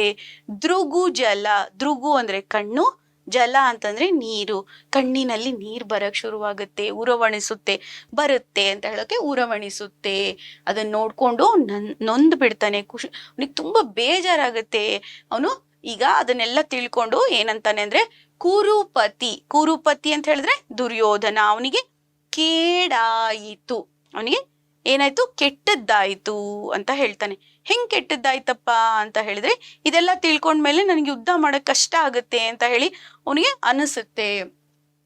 ಕುರುಪತಿಗೆ ಕೇಡಾದುದೆಂದನು, ಕೇಡಾಯ್ತು ಅಂತ ಮನಸ್ಸಿನೊಳಗೆ ಅವನು ಹೇಳ್ಕೊಂಡ.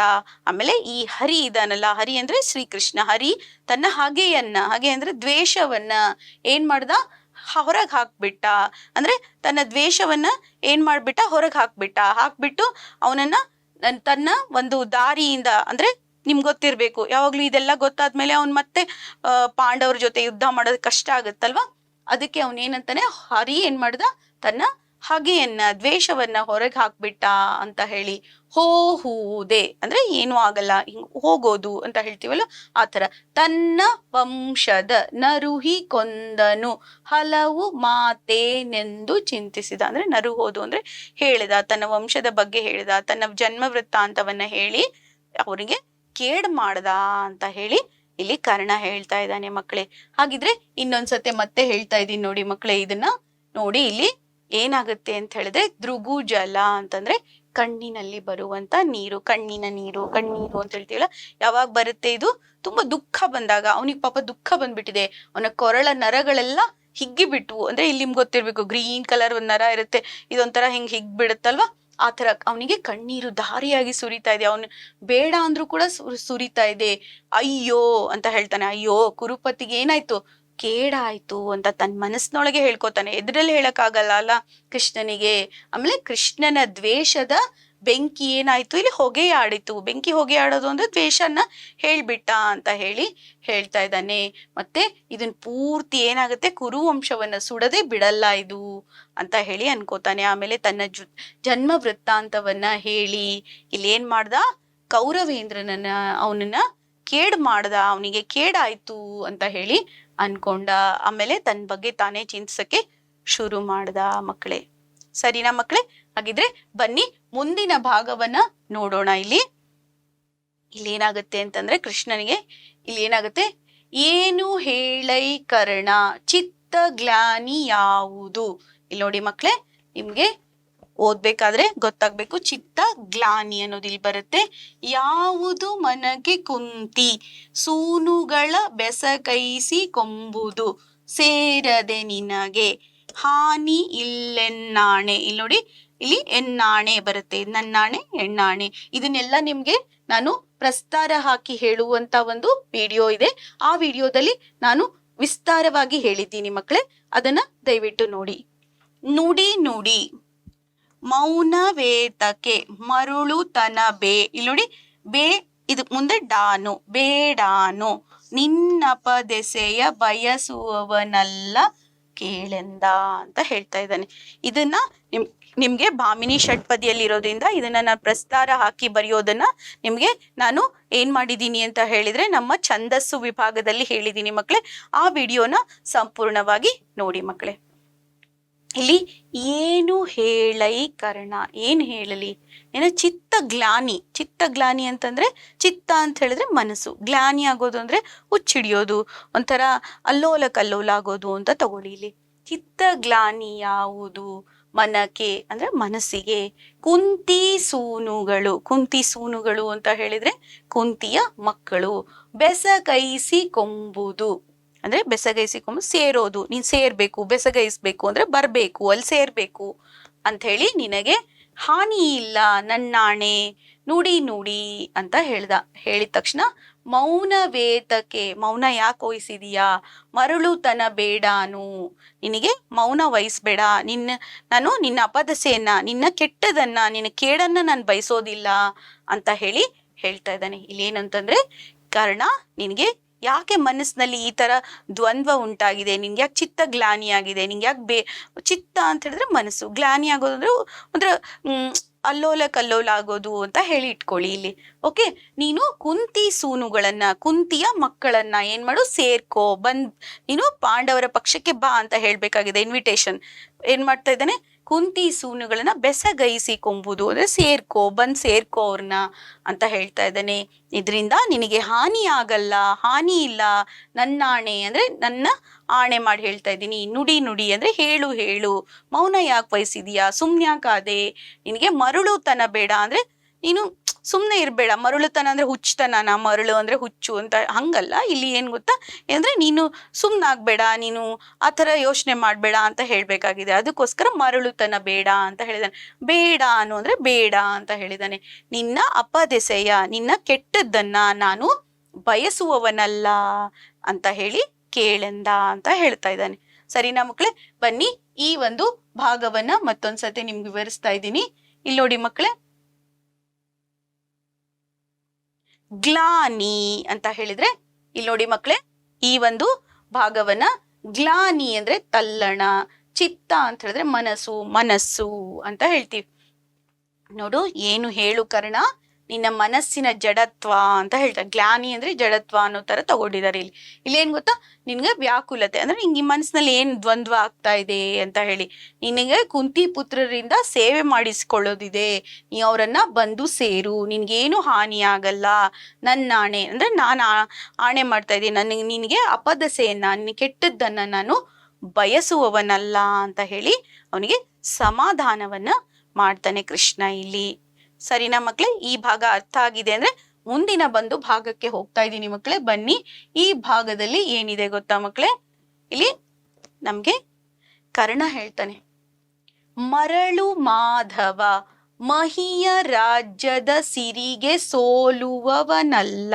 ಇಲ್ಲಿ ನೋಡಿ ಮಕ್ಕಳೇ, ಇಲ್ಲಿ ಏನ್ ಮಾಡ್ತಾನೆ, ಮರಳು ಮಾಧವ ರಾಜ್ಯದ ಸಿರಿಗೆ ಸೋಲುವವನಲ್ಲ, ಕೌಂತೆಯರು ಸುಯೋಧನರೆನಗೆ ಬೆಸಕೈಸುವಲ್ಲಿ ಮನವಿಲ್ಲ, ಹೊರೆದೆ ದಾತಾರಂಗೆ ಹಗೆವರ ಶಿರವನರಿ ದೊಪ್ಪಿಸುವೆನೆಂಬಿ ಭರದೊಳಿರ್ದೆನು ಕೌರವೇಂದ್ರನ ಕೊಂದೆ ನೀನೆಂದ ಅಂತ ಹೇಳ್ತಾರೆ.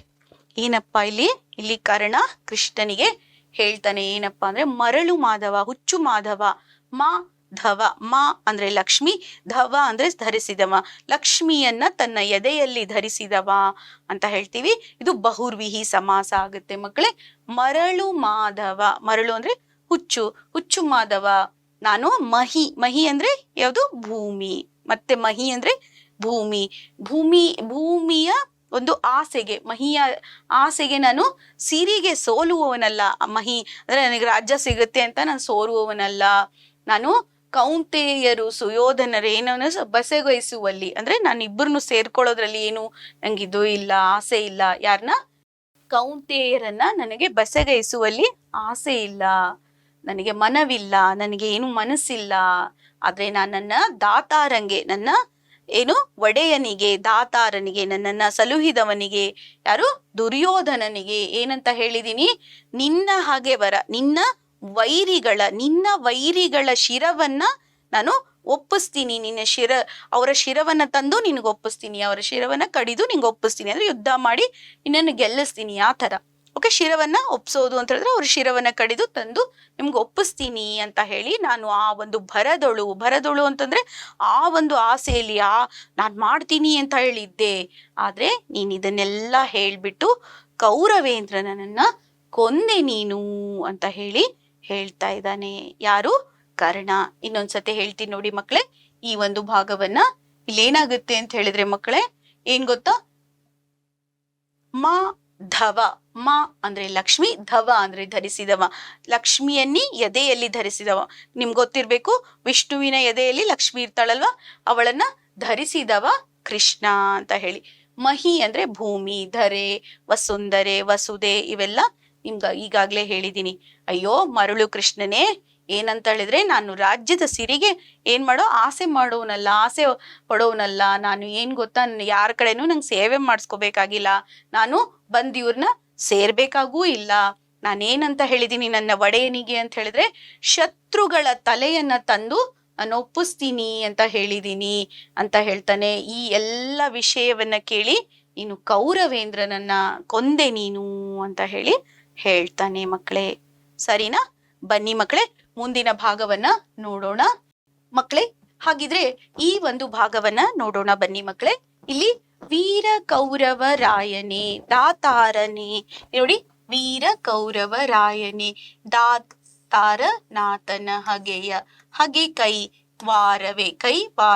ಕೈವಾರವಂತೆಹನು, ನೋಡಿ, ವಾದಂತಹನು ಕುರು ನೃಪತಿ ಶೌರಿ ಕೇಳೈ ನಾಳೆ ಸಮರದ ಸಾರದಲ್ಲಿ ತೋರುವೆನು ನಿಜ ಭುಜ ಶೌರ್ಯದ ಸಂಪನ್ನತನವನು ಪಾಂಡು ತನಯರಲಿ ಅಂತ ಹೇಳ್ತಾನೆ. ಯಾರು? ಕರ್ಣ ಏನ್ ಹೇಳ್ತಾನೆ, ನನಗೆ ಯಾರ ಹತ್ರನೂ ಸೇವೆ ಮಾಡಿಸ್ಕೋಬೇಕಾಗಿಲ್ಲ, ನಾನು ನಮ್ಮ ಕೌರವರಾಯನಿಗೆ ಅಂದ್ರೆ ನಮ್ಮ ದುರ್ಯೋಧನನಿಗೆ ಯಾರು ಶತ್ರುಗಳೋ ಅವರು ನನಗೆ ಶತ್ರುಗಳು, ಅವನ ದ್ವೇಷವನ್ನ ಅಂದ್ರೆ ಅವನ ಏನಂತಂದ್ರೆ ಅವನ ಶತ್ರುಗಳನ್ನ, ಹಾಗೆ ಅಂತಂದ್ರೆ ದ್ವೇಷ, ಶತ್ರು ಅಂತ ಹೇಳ್ತೀವಲ್ವ, ಶತ್ರುಗಳನ್ನ ನಾನು ಏನ್ ಮಾಡ್ತೀನಿ, ಅವರನ್ನ ಭುಜಬಲದಿಂದ, ನನ್ನ ಭುಜಬಲದಿಂದ ಅವ್ರನ್ನ ಸಾಯಿಸಿ ಅಥವಾ ಅವರ ಒಂದು ಶಿರವನ್ನ ನಾನು ನಮ್ಮ ಕೌರವೇಂದ್ರನಿಗೆ ಒಪ್ಪಿಸ್ತೀನಿ ಅಂತ ಹೇಳ್ತಾನೆ. ಯಾವಾಗ?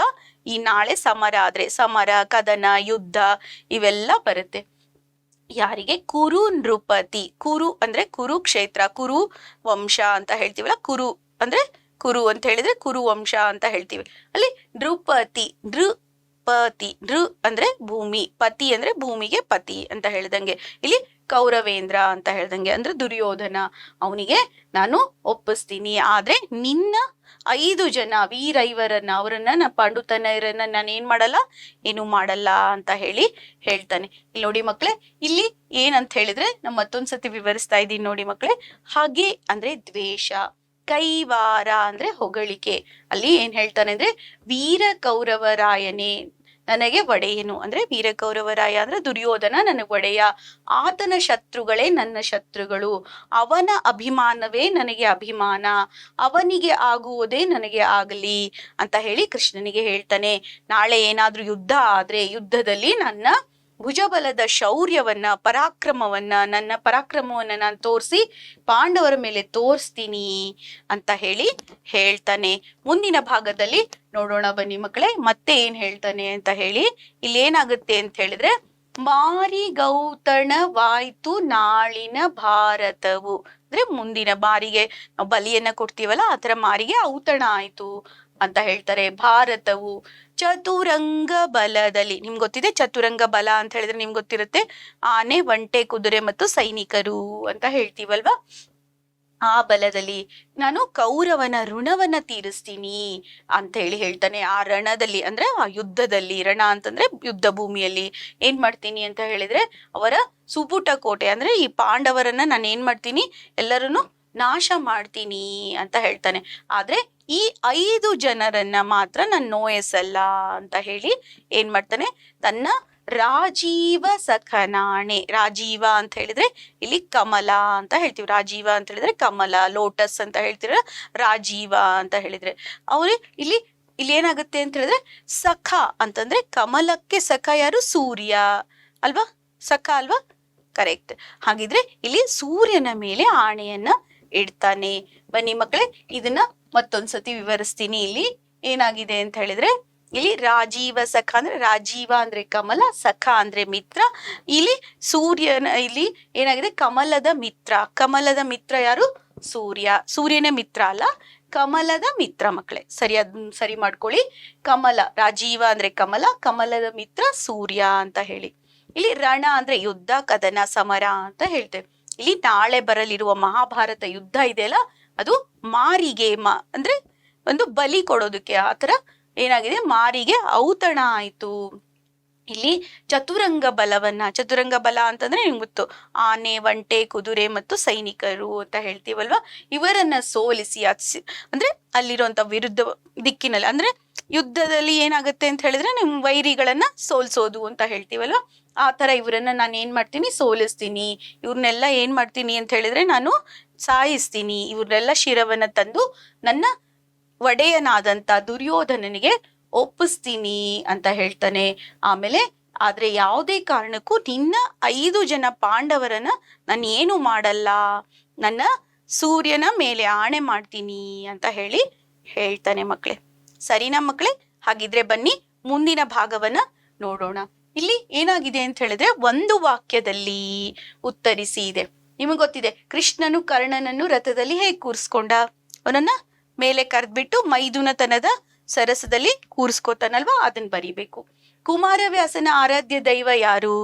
ನಿಮ್ಗೆ ಗೊತ್ತಿದೆ, ಯಾರು? ವೀರನಾರಾಯಣ ಅಂತ. ನಿಮ್ಗಾಗ್ಲೇ ಹೇಳಿದ್ನಲ್ವಾ, ವೀರನಾರಾಯಣನ ದೇವಸ್ಥಾನದಲ್ಲಿ ಕೂತ್ಕೊಂಡು ಕುಮಾರವ್ಯಾಸ ಅವರು ಬರಿತಾ ಇದ್ರು ಅಂತ ಹೇಳಿ. ಅಶ್ವಿನಿ ದೇವತೆಗಳ ವರಬಲದಿಂದ ಜನಿಸಿದವರು ಯಾರು? ನಕುಲ ಮತ್ತು ಸಹದೇವರು ಅಲ್ವಾ. ಬನ್ನಿ ಮಕ್ಕಳೇ, ಹಾಗಿದ್ರೆ ಇದಕ್ಕೆ ಉತ್ತರವನ್ನ ನೋಡೋಣ. ಕರ್ಣನು ಏನ್ ಮಾಡ್ದ, ಕೃಷ್ಣನು ಕರ್ಣನನ್ನ ಕೈ ಹಿಡಿದು ಎಳೆದು ರಥದ ಪೀಠದಲ್ಲಿ ಕೂರಿಸ್ಕೊಂಡ ಅಂತ ಹೇಳಿ. ಕುಮಾರವ್ಯಾಸರ ಆರಾಧ್ಯ ದೈವ ಯಾರು? ಗದುಗಿನ ವೀರನಾರಾಯಣ ಅಂತ ಹೇಳಿ. ಮತ್ತೆ ಅಶ್ವಿನಿ ದೇವತೆಗಳ ವರಬಲದಿಂದ ಜನಿಸಿದವರು ಯಾರು ಅಂತಂದ್ರೆ ನಕುಲ ಮತ್ತು ಸಹದೇವರು. ಬನ್ನಿ ಮಕ್ಕಳೇ, ಮತ್ತು ಒಂದು ವಾಕ್ಯದಲ್ಲಿ ಇಲ್ಲಿದೆ, ಕುಮಾರವ್ಯಾಸನಿಗೆ ಇರುವ ಬಿರುದು ಯಾವುದು? ಮಕ್ಕಳೇ, ಈಗಾಗಲೇ ಇದಕ್ಕೆ ಉತ್ತರ ಬಂದಿದೆ, ನಿಮಗೆ ಗೊತ್ತಿದೆ, ರೂಪಕ ಸಾಮ್ರಾಜ್ಯ ಚಕ್ರವರ್ತಿ ಅಂತ ಹೇಳಿ ಅಲ್ವಾ? ಗೊತ್ತಿದೆ ಅಲ್ವಾ ಮಕ್ಕಳೇ? ಓಕೆ. ನಾರಾಯಣಪ್ಪನಿಗೆ ಕುಮಾರವ್ಯಾಸ ಅಂತ ಹೆಸರು ಯಾಕೆ ಬಂತು?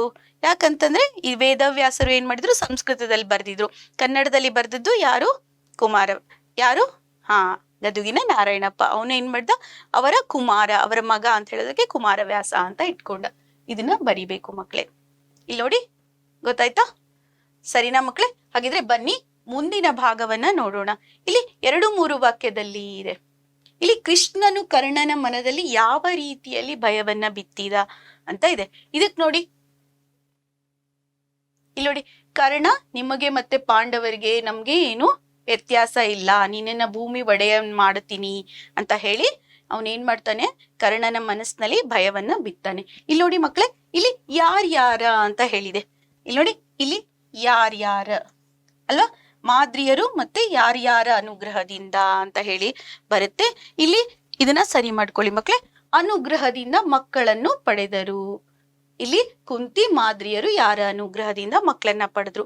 ಮೊದಲು ಸೂರ್ಯನ ಅನುಗ್ರಹದಿಂದ ಕರ್ಣನನ್ನ, ಆಮೇಲೆ ಇದೆಲ್ಲಾನು ಬರಿಬೇಕು ಮಕ್ಕಳೇ. ಇಲ್ಲಿ ನೋಡಿ, ಕುಂತಿಯು ಯಮಧರ್ಮನ ಅನುಗ್ರಹದಿಂದ ಧರ್ಮರಾಯನನ್ನ, ವಾಯುವಿನ ಅನುಗ್ರಹದಿಂದ ಭೀಮನನ್ನ, ಇಂದ್ರನ ಅನುಗ್ರಹದಿಂದ ಅರ್ಜುನನ, ಮಾದ್ರಿ ಇದ್ ಬರ್ದಿದೆ. ಹಾಗೇನೆ ಇದ್ರಲ್ಲಿ ಕರ್ಣಂದು ಕೂಡ ಸೇರಿಸ್ಕೊಳ್ಳಿ ಮಕ್ಕಳೇ, ಕರ್ಣಂದು ಕೂಡ ಬರೀರಿ, ಕರ್ಣಂದು ಕೂಡ ಬರೀರಿ. ಓಕೆ, ಕರ್ಣ ಯಾರ ಒಂದು ಸೂರ್ಯನ ಅನುಗ್ರಹದಿಂದ ಉತ್ಸಿದ್ದು, ಅದಿಷ್ಟನ್ನು ಬರೀರಿ ಮಕ್ಕಳೇ.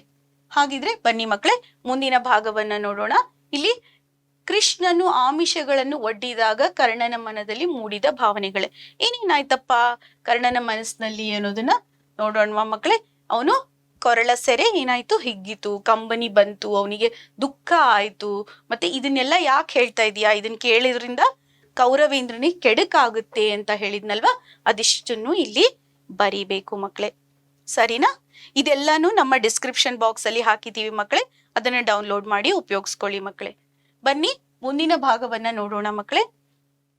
ಕೃಷ್ಣನು ಕೌರವೇಂದ್ರನನ್ನು ಕೊಂದನು ಎಂದು ಕರ್ಣ ಹೇಳಲು ಕಾರಣವೇನು ಅಂತ. ಯಾಕೆ ಹೇಳ್ದ?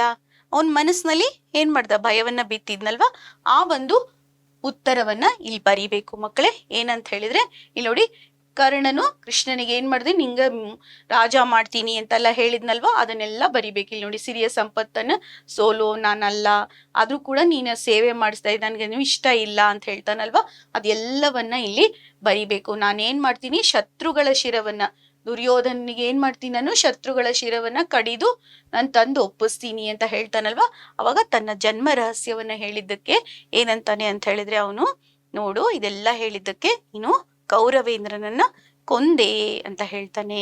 ಆ ಒಂದು ವಿಷಯವನ್ನ ಇಲ್ಲಿ ಬರಿಬೇಕು ಮಕ್ಕಳೇ. ಸರಿನಾ? ಬನ್ನಿ ಮುಂದಿನ ಭಾಗದಲ್ಲಿ ನೋಡೋಣ. ಏನಾಗುತ್ತಪ್ಪ ಇಲ್ಲಿ ಅಂತ ಹೇಳಿದ್ರೆ, ಯುದ್ಧದ ವಿಚಾರದಲ್ಲಿ ಕರ್ಣನ ತೀರ್ಮಾನವೇನಾಗುತ್ತೆ? ಅವನೇನಾಗುತ್ತೆ, ಅವ್ನು ಫುಲ್ ಕ್ಲಿಯರ್ ಆಗಿದ್ನಲ್ವಾ ಕರ್ಣ. ಏನಂತಾನೆ ಅವನು, ನನ್ನ ಒಡೆಯನ ಒಂದು ಏನು ವೈರಿ ನಂಗ್ ವೈರಿ ಅಂತ ಹೇಳಿದ್ನಲ್ವಾ, ನಾನು ದುರ್ಯೋಧನನ ಅಭಿಮಾನವೇ ನನ್ನ ಅಭಿಮಾನ ಅಂತ ಹೇಳಿದ್ನಲ್ವಾ, ಆ ವಿಚಾರವನ್ನ ಇಲ್ಲಿ ಬರಿಬೇಕು ಮಕ್ಕಳೇ. ನಾನು ನಾಳೆ ಯುದ್ಧ ಆದ್ರೆ ನಾನು ಏನ್ ಮಾಡ್ತೀನಿ ಅಂತ ಹೇಳಿದ್ರೆ, ನನ್ನ ಕೌರವನ ಅಂದ್ರೆ ನನ್ನ ಕೌರವೇಂದ್ರ ಅಂದ್ರೆ ದುರ್ಯೋಧನನ ವೈರಿಯನ್ನ ನಾನು ಏನ್ ಮಾಡ್ತೀನಿ, ಅವರನ್ನ ಏನ್ ಮಾಡ್ತೀನಿ ಅಂತ ಹೇಳಿದ್ರೆ, ಯುದ್ಧ ರಂಗದಲ್ಲಿ ಲೆಕ್ಕವಿಲ್ಲದಷ್ಟು ಅವ್ರನ್ನ ಕೊಂದಾಕ್ತೀನಿ. ಅಂದ್ರೆ ಅವ್ರನ್ನ ಅವ್ರನ್ನೆಲ್ಲಾರನ್ನು ಕೊಂದ್ಬಿಟ್ಟು ನಾನು ಯುದ್ಧವನ್ನ ಏನ್ ಮಾಡ್ತೀನಿ, ನನ್ನ ಒಂದು ಕೌರವೇಂದ್ರನ ಕಡೆಗೆ ಹೇಳ್ಕೊಂಡ್ ಬರ್ತೀನಿ. ಅಂದ್ರೆ ಅವನಿಗೆ ಜಯ ಆಗೋ ತರ ಮಾಡ್ತೀನಿ ಅಂತ ಹೇಳ್ದ. ಯುದ್ಧನ ಆ ಕಡೆ ಬರೋದು, ಮ್ಯಾಮ್ ಯುದ್ಧ ಹಿಂಗೆ ಬರೋದ? ಹಂಗಲ್ಲ. ಅದೇನ್ ಮಾಡ್ತಾನೆ ಅಂದ್ರೆ, ಯಾವಾಗ್ಲೂ ನೀವು ವೈರಿಗಳನ್ನ ಎಷ್ಟು ಸಾಯಿಸ್ತೀರಾ ಅಷ್ಟು ಯುದ್ಧ ನಿಮ್ ಕಡೆ ಬರುತ್ತೆ, ಅಂದ್ರೆ ನಿಮ್ ಜಯ ನಿಮಗ್ ಸಿಗುತ್ತೆ ಅಂತ ಹೇಳ್ತಾ ಅದನ್ನ ಇಲ್ಲಿ ಹೇಳ್ತಾನೆ ಅವನು. ಅದನ್ನ ನೀವು ಬರಿಬೇಕು ಇಲ್ಲಿ ಮಕ್ಕಳೇ. ಸರಿನಾ? ಆಮೇಲೆ ಇನ್ನೊಂದು ಅಂಶವನ್ನ ಇಲ್ಲಿ ಬರಿಬೇಕು. ನಾನು ಎಷ್ಟೇ ಏನೇ ಮಾಡಿದ್ರು ಕೂಡ ಪಾಂಡವರನ್ನ ನೋಯಿಸಲ್ಲ ಅಂತ ಹೇಳ್ತಾನಲ್ವಾ. ಯಾರಿಗೆ ಹೇಳ್ತಾನೆ? ತನ್ನ ತಂದೆಯ ಮೇಲೆ ಆಣೆಯನ್ನ ಮಾಡಿ ಹೇಳ್ತಾನಲ್ವಾ, ಅದನ್ನು ಕೂಡ ಈ ಒಂದು ಭಾಗದಲ್ಲಿ ಬರಿಬೇಕು ಮಕ್ಕಳೇ. ಸರಿ, ಬನ್ನಿ ಮಕ್ಕಳೇ ಮುಂದಿನ ಭಾಗವನ್ನ ನೋಡೋಣ. ಇಲ್ಲಿ 8-10 ವಾಕ್ಯದಲ್ಲಿ ಉತ್ತರಿಸಿ ಅಂತ ಇದೆ. ಇಲ್ಲಿ ನೋಡಿ, ತುಂಬಾ ಇಲ್ಲಿ ಇಂಪಾರ್ಟೆಂಟ್. ಏನ್ ಗೊತ್ತಾ? ಕೃಷ್ಣನಿಗೆ ಕರ್ಣನು ಒಡ್ಡಿದ ಆಮಿಷಗಳೇನು?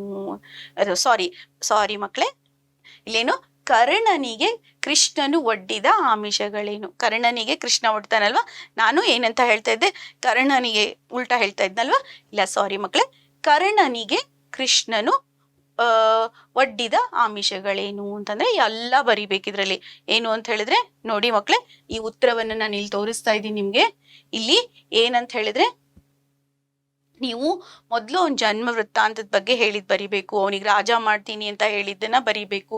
ಆಮೇಲೆ ಇಲ್ಲಿ ನಾವು ಏನ್ ಮಾಡ್ಬೇಕು ಅಂತ ಹೇಳಿದ್ರೆ, ಕೊನೆಯಲ್ಲಿ ಅವನಿಗೆ ಇದೆಲ್ಲ ಆಗೋದ್ರಿಂದ ಏನಾಯ್ತು ಅಂತ ಹೇಳಿದ್ರೆ, ಅವನ ಮನಸ್ಸಿನಲ್ಲಿ ಏನ್ ಮಾಡ್ದ, ಭಯವನ್ನ ಬಿತ್ತಿದ್ನಲ್ಲ, ಆ ವಿಷಯವನ್ನ ಕೂಡ ಬರಿಬೇಕು ಮಕ್ಳೇ. ನೋಡಿ ಇದಿಷ್ಟನ್ನ ಇಲ್ಲಿ ಕೊಟ್ಟಿದ್ದೀನಿ ಮಕ್ಳೇ. ನೀವೇನ್ ಮಾಡಿ ಗೊತ್ತಾ, ಡಿಸ್ಕ್ರಿಪ್ಷನ್ ಬಾಕ್ಸ್ ಅಲ್ಲಿ ಇರುತ್ತೆ, ಬೇಕಾದ್ರೆ ಸ್ಕ್ರೀನ್ ಶಾಟ್ ತಗೋಬಹುದು ಮಕ್ಳೇ. ಸರಿನಾ? ಬನ್ನಿ ಮಕ್ಳೇ, ಮುಂದಿನ ಭಾಗವನ್ನ ನೋಡೋಣ. ಇಲ್ಲಿ ನಿಮ್ಗೆ ಸಂದರ್ಭ ನಿಮ್ಗೆ ತುಂಬಾ ಈಸಿ ಗೊತ್ತಿದೆ. ಇಲ್ಲಿ ಏನ್ ಬರಿಬೇಕು, ಫಸ್ಟ್ ನಾವು ಆಯ್ಕೆಯನ್ನ ಬರಿಬೇಕು, ಸಂದರ್ಭವನ್ನ ಬರಿಬೇಕು ಮತ್ತು ಸ್ವಾರಸ್ಯವನ್ನ ಬರಿಬೇಕು. ಇಲ್ಲಿ ರವಿಸುತನ ಕಿವಿಯಲ್ಲಿ ಬಿತ್ತಿದನು ಭಯವ, ಇದನ್ನ ಕುಮಾರವ್ಯಾಸ ಅವ್ರು ಬರ್ದಿರೋ ಅಂತ ನಾವೇನ್ ಮಾಡ್ತೀವಿ, ಕರ್ನಾಟಕ ಕಥಾಮಂಜರಿ ಅಂದ್ರೆ ಮೂಲ ಕಾವ್ಯ ಯಾವ್ದಿದೆ, ಆಮೇಲೆ ನಮ್ಗೆ ಕೊಟ್ಟಿರೋದು ಅದು ಕೌರವೇಂದ್ರನ ಕೊಂದೆ ನೀನು ಪದ್ಯ ಭಾಗದಿಂದ ಆರಿಸಲಾಗಿದೆ ಅಂತ ಬರಿಬೇಕು. ಆಮೇಲೆ ಸಂದರ್ಭ, ಯಾವ ಸಂದರ್ಭದಲ್ಲಿ ಹೇಳ್ದ ಏನಂತ ಬರಿಬೇಕು. ಸರಿಯಾದ ಉತ್ತರ ಮಕ್ಕಳೇ. ಮಾತಾಡ್ಸ್ತಾ ಇರ್ಬೇಕಾದ್ರೆ ನೋಡು, ನೀನ್ ಹಿಂಗೆ ನೀನ್ ಅಂತ ಹೇಳಿ ಜನ್ಮ ವೃತ್ತಾಂತವೆಲ್ಲ ಹೇಳಿದ್ನಲ್ವ, ಹೇಳ್ಬಿಟ್ಟು ಅವ್ನ ಕಿವಿಯಲ್ಲಿ ಭಯವನ್ನ ಬಿತ್ತಿದ ಅಂತ ಬರಿಬೇಕು. ನೋಡಿ, ಮೈದುನತನ ಸರಸದಲ್ಲಿ ಫಸ್ಟ್ ಕರ್ಕೊಂಡ, ಆಮೇಲೆ ನಿಮ್ಮೊಳಗೆ ಏನ್ ಭೇದ ಇಲ್ಲ ಅಂತೆಲ್ಲ ಹೇಳಿದ್ನಲ್ಲ, ಅವಾಗ ಅವನಿಗೆ ಕರ್ಣನಿಗೆ ಡೌಟ್ ಬರಕ್ ಶುರುವಾಯ್ತಲ್ಲ, ಆ ಸಂದರ್ಭವನ್ನ ಇಲ್ಲಿ ಬರಿಬೇಕು. ಸ್ವಾರಸ್ಯ ಅಂತ ಹೇಳಿದ್ರೆ ಏನ್ ಬರಿಬೇಕು ಅಂತ ಮಕ್ಕಳೇ, ಇಲ್ಲಿ ನೋಡಿ, ಸ್ವಾರಸ್ಯದಲ್ಲಿ ನಮ್ಮಿಬ್ರಲ್ಲಿ ಏನು ಭೇದ ಇಲ್ಲ ಅಂತ ಹೇಳಿದ್ನಲ್ವಾ, ಅದನ್ನ ಸ್ವಾರಸ್ಯಪೂರ್ಣವಾಗಿ ಇಲ್ಲಿ ದ್ವಂದ್ವವನ್ನ, ಉಭಯವನ್ನ, ರಾಜತಾಂತ್ರಿಕ ಗುಣವನ್ನ, ಇಲ್ಲಿ ಕೃಷ್ಣನ ಒಂದು ವಿಷಯವನ್ನ ಇಲ್ಲಿ ಬರಿಬೇಕು. ಇಲ್ಲ ನಿಮ್ಗೆ ರಾಜತಾಂತ್ರಿಕ ಗುಣ ಬಗ್ಗೆ ಬರೆಯಕ್ ಇಷ್ಟ ಇಲ್ಲ ಅಂದ್ರೆ ನೀವೇನ್ ಬರಿಬಹುದು, ಭಯ ಮತ್ತು ದ್ವಂದ್ವವನ್ನ ಕೂಡ ಇಲ್ಲಿ ಬರಿಬಹುದು ಮಕ್ಕಳೇ. ಏನ್ ಮ್ಯಾಮ್ ಹಾಗೆ ಬರೆದ್ರೆ ತಪ್ಪ? ಇಲ್ಲ, ಏನ್ ಗೊತ್ತಾ, ಎರಡನ್ನೂ ಬರಿಬಹುದು. ಇಲ್ಲಿ ದ್ವಂದ್ವ, ಭಯ, ಉಭಯ ಅಂತ ಹೇಳಿದ್ರೆ ಎರಡ್ ತರ ಡ್ಯುಯಲ್ ಆಗಿರೋ ಹಂಗೆ ಹೇಳಿದ. ನೋಡು, ನೀನ್ ಏನ್ ಬೇರೆ ಅಲ್ಲ ನಮ್ಗೆ, ಹಂಗೆಲ್ಲ ಹೇಳಿದ್ನಲ್ವಾ, ಆ ವಿಷಯವನ್ನ ಇಲ್ಲಿ ಸ್ವಾರಸ್ಯಪೂರ್ಣವಾಗಿ ಕವಿ ವರ್ಣಿಸಿದ್ದಾರೆ ಅಂತ ಬರ್ದೆ ಆಯ್ತು ಮಕ್ಳೇ. ಸರಿನಾ? ಬನ್ನಿ ಮಕ್ಳೇ, ಮುಂದಿನ ಭಾಗವನ್ನ ನೋಡೋಣ. ಇಲ್ಲಿ ಬಾಯ್ದಂಬುಲಕ್ಕೆ ಕೈಯಾನು ವರೆ. ಇಲ್ಲಿ ಇದಂತೂ ತುಂಬಾ ಈಸಿ, ನಿನ್ಗೆ ಇಷ್ಟೆಲ್ಲಾ ಸಿಗ್ತಾ ಇದೆ, ಆದ್ರೆ ನೀನೇನ್ ಮಾಡಿದೀಯಾ, ಎಂಜಲಕ್ಕೆ ಕೈ ಒಡ್ಡಿದೀಯಾ ಅಂತ ಹೇಳ್ತಾನಲ್ವಾ ಕೃಷ್ಣ, ಆ ಸಂದರ್ಭದಲ್ಲಿ ಹೇಳಿದಂಥದ್ದು. ಆಯ್ಕೆ ಅಂತೂ ನಿಮ್ಗೆ ಗೊತ್ತಿದೆ ಮಕ್ಕಳೇ. ಸಂದರ್ಭ ಅಂತೂ ನಾನು ಹೇಳ್ದೆ, ಈಗಾಗ್ಲೇ ಹೇಳ್ದೆ. ಸಂದರ್ಭ ಏನು ಅಂತ ಹೇಳಿದ್ರೆ, ಪಾಂಡವರ ಕೌರವರ ನಡುವೆ ಸಂಧಿ ಮಾಡಲು ಹೋಗಿ ವಿಫಲನಾಗಿ ಹಿಂದಿರುವಾಗ. ಇದಿಷ್ಟನ್ನು ಬರಿಬೇಕಾ ಮಕ್ಕಳೇ ಅಂತ ಹೇಳಿದ್ರೆ, ಇದಿಷ್ಟು ಬರಿಬೇಕಾ ಮೇಡಮ್ ಅಂತ ಕೇಳಿದ್ರೆ, ಇಷ್ಟು ಬರಿಬೇಕು ಅಂತೇನಿಲ್ಲ. ಏನಂತ ಹೇಳಿದ್ರೆ, ನೀವು ಆ ಒಂದು ಸಂದರ್ಭವನ್ನ ನಿಮ್ಮ ವಾಕ್ಯದಲ್ಲಿ ಕೂಡ ಬರಿಬಹುದು ಮಕ್ಕಳೇ. ಹಾಗಿದ್ರೆ ಇಲ್ಲಿ ಸ್ವಾರಸ್ಯ ಏನು ಅಂತ ಹೇಳಿದ್ರೆ, ನೀನ್ ಎಷ್ಟೊಂದು ನಿಂಗೆ ಯೋಗ್ಯತೆ ಇದೆ, ಎಷ್ಟೊಂದು ನಿಂಗೆ ಇದಿದೆ, ಆದ್ರೆ ನೀನ್ ಏನ್ ಮಾಡಿದೀಯಾ, ಅವನ ಎಂಜಲಕ್ಕೆ ಕೈ ಒಡ್ಡಿದೀಯಾ ಅಂತ ಹೇಳೋದನ್ನ ಸ್ವಾರಸ್ಯಪೂರ್ಣವಾಗಿ ಹೇಳಿದ್ದಾರೆ ಅಂತ ಹೇಳಿ ಬರೆದ್ರೆ ಆಯ್ತು ಮಕ್ಕಳೇ. ಸರಿನಾ? ಬನ್ನಿ ಮಕ್ಕಳೇ, ಮುಂದಿನ ಭಾಗವನ್ನ ನೋಡೋಣ. ಇಲ್ಲಿ ಇನ್ನೊಂದು ಜಿಯ ಹಸದವೆಂಬುದು ಕಷ್ಟ ಅಂತ ಹೇಳಿದೆ. ಇಲ್ಲಿ ಏನ್ ಗೊತ್ತಾ, ಇದನ್ನು ಕೂಡ ನೀವು ಏನ್ ಮಾಡ್ಬೋದು, ನಿಮ್ಮ ಒಂದು ವಾಕ್ಯದಲ್ಲಿ ಬರಿಬೇಕು ಮಕ್ಕಳೇ. ಇಲ್ಲಿ ನೋಡಿ, ಇಲ್ಲಿ ನಾನು ಸಂದರ್ಭ ಮತ್ತು ಸ್ವಾರಸ್ಯ ತೋರಿಸ್ತೀನಿ. ನೀವು ಇದನ್ನ ಏನ್ ಮಾಡಿ ಅಂತ ಹೇಳಿದ್ರೆ, ಇದನ್ನ ಜೊತೆಯಲ್ಲಿ ಮಾಡ್ಕೊಳ್ಳಿ ಮಕ್ಕಳೇ, ಮಾಡ್ಕೊಳ್ಳಿ. ಓಕೆ, ಇಲ್ಲಿ ಸರಸದಲ್ಲಿ ಆಗ್ಬೇಕು ಮಕ್ಕಳೇ. ಸರದಲ್ಲಿ ಆಗಿದೆ, ಸರಸ ಮಾಡ್ಕೊಳ್ಳಿ ಅಷ್ಟೇ, ಒಂದ್ ಸನ ಎಕ್ಸ್ಟ್ರಾ ಮಾಡ್ಕೊಳ್ಳಿ, ಸರಸದಲ್ಲಿ. ಓಕೆ, ಸರಸದಲ್ಲಿ ಅಂತ ಹೇಳಿ ಮಾಡ್ಕೊಳ್ಳಿ ಇಷ್ಟೇ. ಜೊತೆಯಲ್ಲಿ ಸರಸದಲ್ಲಿ ಮಾತನಾಡಿಸುವ, ನಿಮ್ಗೆ ಗೊತ್ತಿದೆ ಇದು, ಆಸ್ ಯೂಶುವಲ್ ಗೊತ್ತಿದೆ ನಿಮ್ಗೆ ಏನು ಅಂತ ಹೇಳಿದ್ರೆ, ಯಾವ ಟೈಮಲ್ಲಿ ಹೇಳ್ದ ಅಂತ ಹೇಳಿ ಅಲ್ವಾ. ಓಕೆ ಮಕ್ಕಳೇ, ಸರಿ ಮಕ್ಕಳೇ. ಹಾಗಿದ್ರೆ ಮುಂದಿನ ಭಾಗವನ್ನ ನೋಡೋಣ ಬನ್ನಿ. ಇಲ್ಲಿ ಏನಾಗಿದೆ ಅಂತ ಹೇಳಿದ್ರೆ ಮಕ್ಕಳೇ,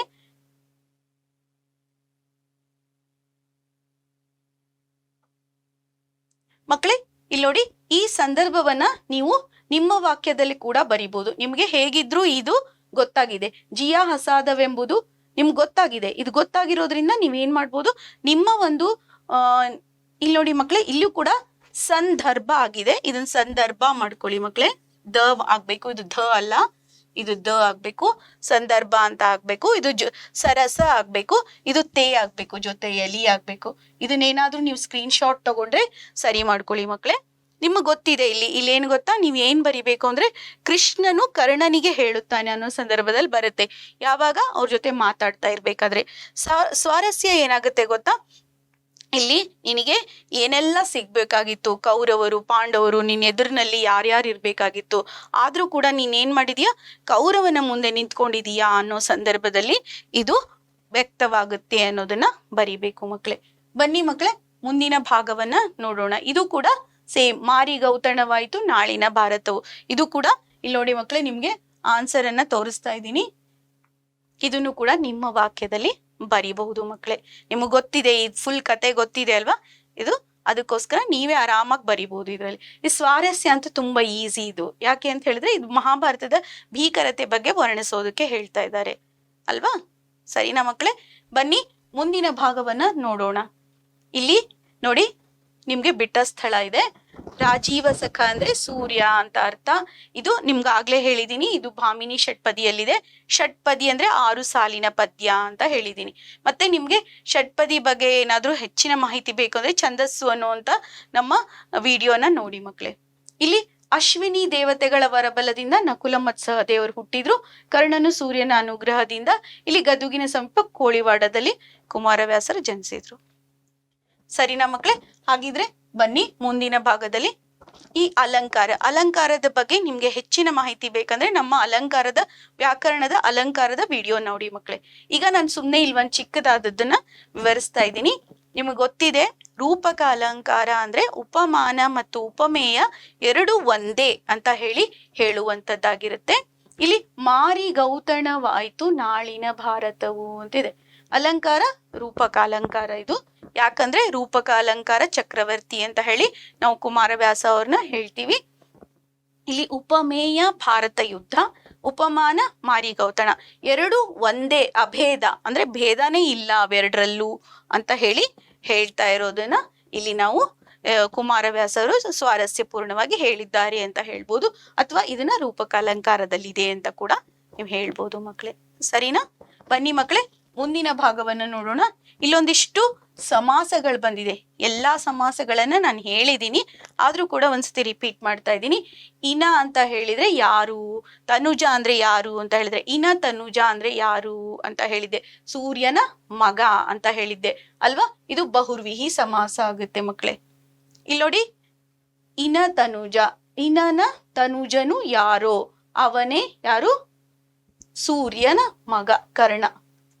ಇಲ್ಲಿ ಸೂರ್ಯನ ಮಗ ಕರ್ಣ ಅಂತ ಬರ್ಕೊಳ್ಳಿ ಮಕ್ಳೇ. ಸೂರ್ಯನ ಮಗ ಕರ್ಣ ಅಂತ ಬರ್ಕೊಳ್ಳಿ. ಓಕೆನಾ ಮಕ್ಳೇ? ಕರ್ಣ ಆಗುತ್ತೆ. ಧನುಜ ರಿಪು, ಧನುಜರಿಗೆ ರಿಪು, ಇದು ಕೂಡ ಹೇಳಿದೀನಿ. ಧನುಜರು ಅಂದ್ರೆ ರಾಕ್ಷಸರು, ರಾಕ್ಷಸರಿಗೆ ವೈರಿ ಯಾರು, ಅವರನ್ನ ನಾವೇನಂತೀವಿ ವಿಷ್ಣು, ವಿಷ್ಣುವಿನ ಇನ್ನೊಂದು ಅವತಾರ ಕೃಷ್ಣ. ಧನುಜ ರಿಪು, ಇದು ಕೂಡ ಬಹುರ್ವಿಹಿ ಸಮಾಸ ಮಕ್ಳೇ.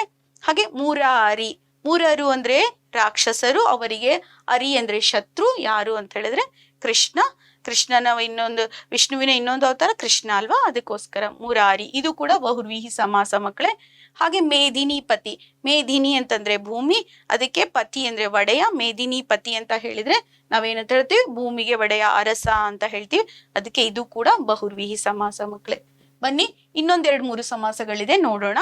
ಇಲ್ಲಿ ಕೈಯಾನು, ಕೈಯನ್ನು ಪ್ಲಸ್ ಆನು, ಕೈಯನ್ನ ಆನು ಮಾಡೋದು, ಒಡ್ಡೋದು ಅಂತ ಹೇಳಿದ್ರೆ ಕೈಯಾನು. ಇದು ಕ್ರಿಯಾ ಸಮಾಸ ಬರುತ್ತೆ ಮಕ್ಕಳೇ. ಇಲ್ಲಿ ನೋಡಿ ಮಕ್ಕಳೇ, ಇಲ್ಲಿ ಮಾಗದರು, ಮಾದ್ರರು ಬರ್ಬೇಕು ಮಕ್ಕಳೇ. ಇದನ್ನೊಂದು ಸ್ವಲ್ಪ ಸರಿ ಮಾಡ್ಕೊಳ್ಳಿ. ಮಾದ್ರರು, ಮಾಗದರು, ಯಾದವರು. ಮಾದ್ರರು, ಮಾಗದರು, ಯಾದವರು. ಮೂರಿದೆ ಅಲ್ವಾ, ಎರಡಕ್ಕಿಂತ ಹೆಚ್ಚು ನಾಮಪದಗಳು, 3 ನಾಮಪದಗಳಿದೆ ಅಲ್ವಾ, ಅದಕ್ಕೋಸ್ಕರ ಇದು ದ್ವಂದ್ವ ಸಮಾಸ ಮಕ್ಕಳೇ. ನಿಮ್ಗೆ ಸಮಾಸದ ಬಗ್ಗೆ ಹೆಚ್ಚಿನ ಮಾಹಿತಿ ಬೇಕು ಅಂತ ಹೇಳಿದ್ರೆ ನಮ್ಮ ಸಮಾಸದ ವ್ಯಾಕರಣದ ಸಮಾಸದ ವಿಡಿಯೋನ ವೀಕ್ಷಿಸಿ ಮಕ್ಕಳೇ. ಅವಾಗ ವಿಸ್ತಾರವಾಗಿ ನಾನು ಹೇಳಿದ್ದೀನಿ ಅಲ್ಲಿ. ಇಲ್ಲಿ ನೋಡಿ ಮಕ್ಕಳೇ, ಹೊಗೆ ದೋರು, ಹೊಗೆಯನ್ನು ಪ್ಲಸ್ ತೋರು, ಹೊಗೆ ತೋರು, ತೋರೋದು ಅಲ್ವಾ. ಅವಾಗ ಇದೇನಾಗುತ್ತೆ, ಕ್ರಿಯಾ ಸಮಾಸ. ತೋರು, ತಿನ್ನು, ಈ ತರ ಕ್ರಿಯೆ ಬಂದಾಗ ಏನಾಗುತ್ತೆ, ಕ್ರಿಯಾ ಸಮಾಸ ಆಗುತ್ತೆ. ಬನ್ನಿ ಮಕ್ಕಳೇ, ಮುಂದಿನ ಭಾಗವನ್ನ ನೋಡೋಣ. ಇಲ್ಲಿ ರಾಜೀವ ಸಖ, ಇದನ್ನ ಮತ್ತೆ ಮತ್ತೆ ಹೇಳಿದೀನಿ. ರಾಜೀವ ಅಂದ್ರೆ ತಾವ್ರೆ, ಸಖ ಅಂದ್ರೆ ಮಿತ್ರ, ತಾವರೆಗೆ ಮಿತ್ರ ಯಾರು? ಸೂರ್ಯ. ಹಾಗಿದ್ರೆ ಇಲ್ಲಿ ರಾಜೀವ ಸಖ ಅಂತಂದ್ರೆ ಸೂರ್ಯ ಅಂತ ಹೇಳಿದೀನಿ. ಇದು ಬಹುರ್ವಿಹಿ ಸಮಾಸ ಮಕ್ಕಳೇ. ಬನ್ನಿ ಮಕ್ಕಳೇ ಮುಂದಿನ ಭಾಗವನ್ನ ನೋಡೋಣ. ಇಲ್ಲಿ ಏನು ಅಂದ್ರೆ ಕೃತಿಕಾರರ ಮನನ ನಕ್ಷೆ. ಮ್ಯಾಮ್ ಇದನ್ನ ಕೇಳ್ಬೋದಾ ಅಂತ? ಕೇಳ್ಬೋದು ಮಕ್ಕಳೇ, ತುಂಬಾ ತುಂಬಾ ಇಂಪಾರ್ಟೆಂಟ್. ಕುಮಾರವ್ಯಾಸ ಅವ್ರ ಬಗ್ಗೆ ತುಂಬಾ ಎಷ್ಟೊಂದ್ಸತಿ ಕೇಳಿದ್ದಾರೆ. ಇಲ್ಲಿ ಏನಾಗುತ್ತೆ ಅಂತ ಹೇಳಿದ್ರೆ ಇವರ ಜನ್ಮಸ್ಥಳ ಕೋಳಿವಾಡ ಅಂತ ಬರಿಬೇಕು, ಗದುಗಿನ ಕೋಳಿವಾಡ ಅಂತ ಹೇಳಿ ಬರಿಬೇಕು. ಪ್ರಮುಖ ಕೃತಿಗಳು ಐರಾವತ ಮತ್ತು ಕರ್ನಾಟಕ ಕಥಾಮಂಜರಿ ಬಗ್ಗೆ ಬರಿಬೇಕು. ಅವ್ರ ಪ್ರಶಸ್ತಿಗಳು ಅಂತ ಹೇಳಿದಾಗ ನಿಮ್ಗೆ ಗೊತ್ತಿರುತ್ತೆ, ರೂಪಕ ಸಾಮ್ರಾಜ್ಯ ಚಕ್ರವರ್ತಿ ಅಂತ ಬರಿಬೇಕು. ಅವ್ರು ಹುಟ್ಟಿದ್ದು 1430 ಅಂತ ಹೇಳಿ ಸರಿಯಾಗಿ ಇದನ್ನ ನೆನ್ಪಿಟ್ಕೋಬೇಕು ಮಕ್ಕಳೇ. ಸರಿನಾ ಮಕ್ಕಳೇ? ಹಾಗಿದ್ರೆ ಇವತ್ ಏನೇನ್ ಕಲ್ತ್ವಪ್ಪ ನಾವು ಅಂತ ಹೇಳಿ ಒಂದ್ಸತಿ ಮರುಮನನವನ್ನ ಮಾಡೋಣವಾ? ಇವತ್ತು ಕೃತಿಕಾರ ಪರಿಚಯವನ್ನ ಕಲ್ತ್ವಿ, ಪದ್ಯದ ಭಾವಾರ್ಥವನ್ನ ಕಲ್ತ್ವಿ, ಅಭ್ಯಾಸ ಭಾಗವನ್ನ ಕಲ್ತ್ವಿ, ಕೃತಿಕಾರರ ಮನನ ನಕ್ಷೆಯನ್ನ ಕಲ್ತ್ವಿ, ಮತ್ತೆ ಮರುಮನನವನ್ನ ಕೂಡ ನಾವು ಮಾಡ್ತಾ ಇದೀವಲ್ವಾ ಮಕ್ಕಳೇ? ಹಾಗಿದ್ರೆ ಹೇಗನ್ಸ್ತು ಮಕ್ಕಳೇ ಈ ವಿಡಿಯೋ ನಿಮ್ಗೆ ಇವತ್ತು? ಚೆನ್ನಾಗ್ ಅನ್ಸ್ತಾ? ಹೌದಾ? ಹಾಗಿದ್ರೆ ಈ ವಿಡಿಯೋ ನಿಮ್ಗೆ ಇಷ್ಟ ಆಗಿದ್ರೆ ಲೈಕ್ ಮಾಡಿ, ಶೇರ್ ಮಾಡಿ, ಸಬ್ಸ್ಕ್ರೈಬ್ ಮಾಡಿ. ಹಾಗೇನೆ ಈ ವಿಡಿಯೋನ ವೀಕ್ಷಿಸಿ. ಮತ್ತೆ ನಾವು ಡಿಸ್ಕ್ರಿಪ್ಷನ್ ಬಾಕ್ಸ್ ಅಲ್ಲಿ ಅಭ್ಯಾಸ ಭಾಗವನ್ನ ಹಾಕಿದೀವಿ, ಮತ್ತೆ ಹಿಂದಿನ ವರ್ಷದ ಬಹು ಆಯ್ಕೆ ಪ್ರಶ್ನೆಗಳನ್ನು ಕೂಡ ಹಾಕಿದೀವಿ. ಎಲ್ಲಾನು ಕೂಡ ಡೌನ್ಲೋಡ್ ಮಾಡಿ ಉಪಯೋಗಿಸ್ಕೊಳ್ಳಿ ಮಕ್ಕಳೇ. ಹಾಗಿದ್ರೆ ನಿಮ್ಮ ಕನ್ನಡ ಶಿಕ್ಷಕಿ ವಾಣಿ ಕುಲಕರ್ಣಿ ಇಂದಿನ ತರಗತಿಯನ್ನ ಇಲ್ಲಿಗೆ ಮುಗಿಸ್ತಾ ಇದ್ದೀನಿ ಮಕ್ಕಳೇ. ಧನ್ಯವಾದಗಳು.